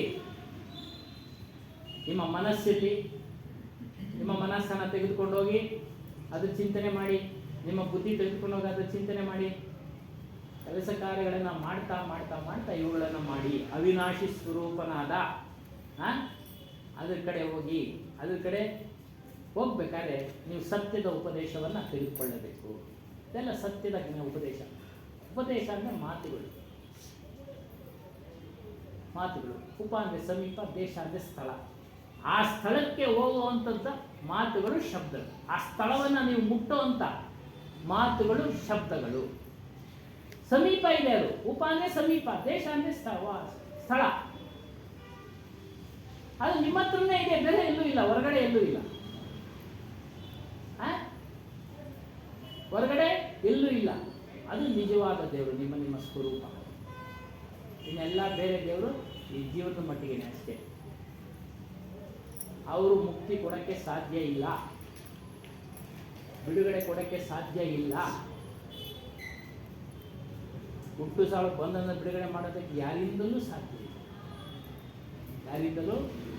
ಇಲ್ಲ. ಹಾಗಾಗಿ ಆ ಸ್ವರೂಪದ ಕಡೆ ನೀವು ನಿಮ್ಮ ಚಲನೆ ಇರಲಿ. ಯಾವ ನಾಶವಾಗತಕ್ಕಂಥ ವಿಷಯಗಳ ಚಿಂತನೆ ಬಿಡಿ, ಎಲ್ಲ ನಾಶ ಆಗ್ತವೆ. ಹೊರಗಡೆ ಎಲ್ಲ ವಿಚಾರಗಳು ನಾಶ ಆಗ್ತವೆ. ಊಟ ಮಾಡೋ ಪದಾರ್ಥ ಎಷ್ಟೊತ್ತಿರುತ್ತೆ? ಮುಗಿದ ಅನ್ನದ ರಸದಿಂದ ಆದಂಥ ದೇಹ ಎಷ್ಟು ದಿವಸ ಇರುತ್ತೆ? ದೇಹ ಅನ್ನದಲ್ಲಿ 2 ಭಾಗ ಆಗಿಬಿಡುತ್ತೆ. ರಸ ಹೋಗಿ ರಕ್ತ ಹೋಗಿ ಮಾಂಸ, ಮೂಳೆ, ಮಜ್ಜನ, ಈ ರೀತಿ ಆಗಿಬಿಡುತ್ತೆ. ಇನ್ನೆಲ್ಲ ಕಸ. ಹಾಗಾಗಿ ಅವುಗಳ ಚಿಂತನೆ ಮಾಡಬೇಡಿ, ನಾಶ ಆಗತಕ್ಕಂಥದ್ದು. ಭಯವನ್ನು ಬಿಡಿ. ಭಯವನ್ನು ಬಿಡೋದಕ್ಕೆ ಈ ಒಂದು ಸತ್ಸಂಗ ಬೇಕು. ನಿರ್ಭಯವನ್ನ ನಿಮಗೆ ತಿಳಿಸ್ಕೊಡುತ್ತೆ. ನಿರ್ಭಯವಾಗಿರಿ. ಯಾವಾಗ ನಿರ್ಭಯವಾಗಿರೋದು ಅಂದರೆ, ನಾಳೆ ಈ ಒಂದು ವಿಚಾರವನ್ನು ಕೇಳಿದಾಗ ಇವತ್ತಿನ ನಾಳೆ ಸಾಯೋದಕ್ಕೆ ಗ್ಯಾರಂಟಿ ಇಲ್ಲಪ್ಪ. ಯಾಕೆ ಅದಕ್ಕೆ ಚಿಂತೆ ಮಾಡಬೇಕು? ಇರೋವಾಗ ಇದನ್ನು ಸದುಪಯೋಗ ಪಡಿಸ್ಕೊಳ್ಳೋಣ, ಈ ದೇಹವನ್ನು, ಮನಸ್ಸನ್ನು ಅಂತ ತಿಳಿದು ಸತ್ಸಂಗದಲ್ಲಿ ಭಾಗವಹಿಸ್ತಾ ಇದ್ರೆ ಯಮಾನೆ ಬಂದು ಮುಂದೆ ನಿಂತು ಕರೆದು ಕೂಡ ನಮಗೆ ಭಯ ಬರೋದು. ನಡಿ, ಯಾವಾಗಾದ್ರೂ ಬರೋ ಕರೀತಾ ಇದೆ, ನಡಿ ಹೋಗೋಣ, ಆಯ್ತು ಹೀಗೆ. ಆದ್ದರಿಂದ ನಾವೆಲ್ಲರೂ ಅಕ್ಷಯ ಒಂದು ಅಮರ ಸ್ವರೂಪನಾದ ಪರಮಾತ್ಮನಾದ ಆತ್ಮಸ್ವರೂಪದ ಕಡೆ ಹೋಗೋಣ. ಅವಿನಾಶಿ ಸ್ವರೂಪನು ಆ ಚಿಂತನೆಯನ್ನು ಸದಾ ಚಿಂತನೆ ಮಾಡೋಣ ಅಂತ ಹೇಳ್ದ ಈ ದಿನ ಒಂದು ಸತ್ಸಂಗ ಕಾರ್ಯಕ್ರಮವನ್ನು ಮುಕ್ತಾಯ ಮಾಡೋಣ. ಈ ದಿನ ಎಲ್ಲ ಕೋಲ್ಡ್ ಥಂಡಿ ಇದ್ರೂ ಎಲ್ಲರೂ ಬಂದಿದ್ದೀರಾ. ನಿಮಗೆಲ್ಲರಿಗೂ ಸಹ ಧನ್ಯವಾದ. बोलिए श्री सत्यनाम आदि कबीर साहेब की जय, सद्गुरु श्री हनुमान साहेब की जय, गुरु माता जी की जय, सर्व संत महंत की जय. जय सत्य कबीर हम सब वारण कारण प्रकटे तन धारी, साहेब प्रकटे तन धारी, पारक रूप विहारी, पारक रूप विहारी, अविचल अविकारी. साहेब जय जय सत्य कबीर. जय जय सत्य कबीर, जय जय सत्य कबीर. सतनाम सत सुकृत सतरत हतकामी, साहेब सतरत हतकामी, विगत कलेश सतधामी, विगत कलेश सतधामी, त्रिभुवनपति स्वामी. साहेब जय जय सत्य कबीर. साहेब कबीर की आरती अगणित अगहारी, साहेब अगणित अगहारी, पारक रूप विहारी, पारक रूप विहारी, अविचल अविकारी. साहेब जय जय सत्य कबीर, जय जय सत्य कबीर. साहेब कबीर की आरती अगणित अगहारी, साहेब अगणित अगहारी, धर्मदास बलिहारी, धर्मदास बलिहारी, मंगलकारी.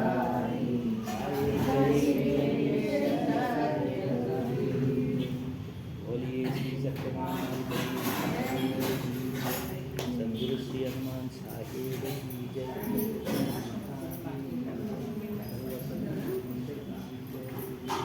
ಪ್ರಯಾಗದಲ್ಲಿ ಕುಂಭಮೇಳ ನೀವು ಆಶ್ರಮದಲ್ಲಿ ಸಿಗಲ್ವಲ್ಲ, ಅದಕ್ಕೆ ನಿಮ್ಮ ಕೊಡೋಣ ಅಂತ ರಸೀದಿ ಬುಕ್ಕು ಇದೆ. ಅನ್ನ ಸಂತರ್ಪಣೆ 1 ತಿಂಗಳು ಆಗುತ್ತೆ ಅಳಗೀರ ಆಶ್ರಮ. ನಮ್ಮ ಆಚಾರ್ಯರು ಎಲ್ಲ ಗುರುಗಳು ಹೋಗ್ತಾರೆ. ಅದರಿಂದ ರಸೀದಿ ಬುಕ್ಕು ಕೊಡ್ತಾರೆ, ರಸೀದಿ ಕೊಡ್ತಾರೆ.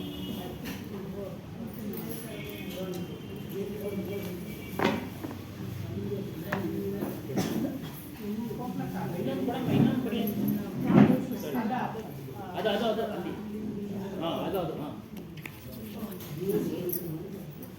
ಬರೋ ಸಾಧು ಸಂತರಿಗೆ, ಸ್ವಾಮಿಗಳಿಗೆ, ಜನಗಳವ್ರನ್ನ ಅವ್ರಿಗೂ ಊಟ ದೊಡ್ಡ ಟೆಂಟ್ ಹಾಕಿರ್ತಾರೆ ಜನವರಿ. ಹಾಂ ಆಗ್ಬೋದು. ತಿಳಿಸ್ಬಿಟ್ರೆ ಅದೆಲ್ಲ ಸೌಕರ್ಯ ಅಲ್ಲಿ ಅಲಹಾಬಾದ್ ಪ್ರಯಾಗರಾಜ್ ಕುಂಭಮೇಳ ಕುಂಭಮೇಳ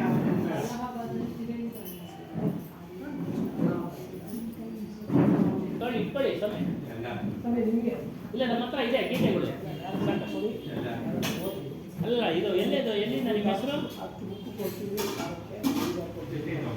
ಯಾರಿದು? ಯಾವುದು ಬೇಡಿ ಬೇಡಿ ಇದೆಲ್ಲ ನಮ್ಮ ಹತ್ರ ಇದೆ. ಕಬೀರ್ ಜ್ಞಾನ ಸಂಪೂರ್ಣವಾಗಿ ನಾವು ಹೇಳ್ತಾ ಇದ್ದೀವಿ, ಇದೆ ಬೇಡಿ, ನೀವೇ ಇಟ್ಕೊಳ್ಳಿ. ಅದನ್ನೇ ಹೇಳ್ತಾ ಇರೋದು ನಾವು ಇಲ್ಲಿ. ವೀರಗಳಲ್ಲಿ ಎಲ್ಲ ಬಂದ್ಬಿಡುತ್ತೆ, ಗೀತೆದು ಎಲ್ಲ ಎಲ್ಲ ಎಲ್ಲ ಬರ್ತದೆ. ಎಲ್ಲ ಬಂದ್ಬಿಡುತ್ತೆ.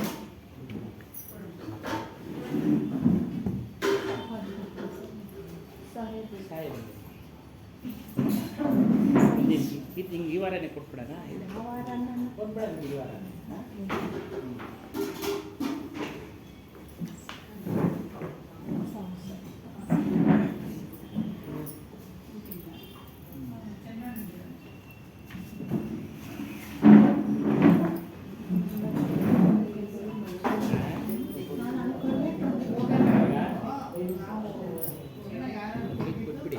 ನಾಗಮ್ಮ ಅವ್ರ ಕೈ ಈ ವಾರ ತಿಂದೆ.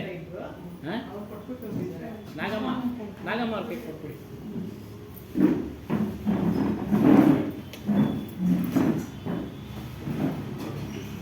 ಪ್ರಸಾದ ತಗೊಳ್ಳಿ. ಎಲ್ಲಿಂದ ಬಂದ್ರಿ ಸ್ವಾಮಿ ನೀವು? ನಾನು ಹುಟ್ಟಿ ಬೆಳೆದಿದ್ದೆಲ್ಲ ಇಲ್ಲೇ ಬಂದಿದ್ದೆ. ಏನು ಹೆಸರು? ಅದೇನ ಕಬ್ಬಿಪೇಟೆಯಲ್ಲಿ ಬೈರೇಂದ್ರ ಗುಡಿ ನೆನಪಾಗುತ್ತೆ. ಹಾಂ ಹಾಂ ಸರಿ ಸರಿ ಸರಿ. ಏನು ಕೆಲಸ ನಿಮ್ಮದು? Social worker. ಸೋಷಿಯಲ್ ವರ್ಕರ. ಏನು ಹೆಸರು? ಬೈರೇಂದ್ರ ಮಜೇಂದ್ರ. Social worker. 97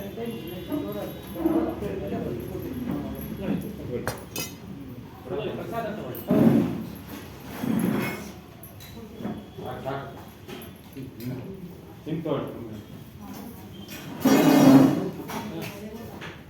ನೋಡಿ ಸ್ವಾಮಿ ಕೂತ್ಕೊ ಬನ್ನಿ.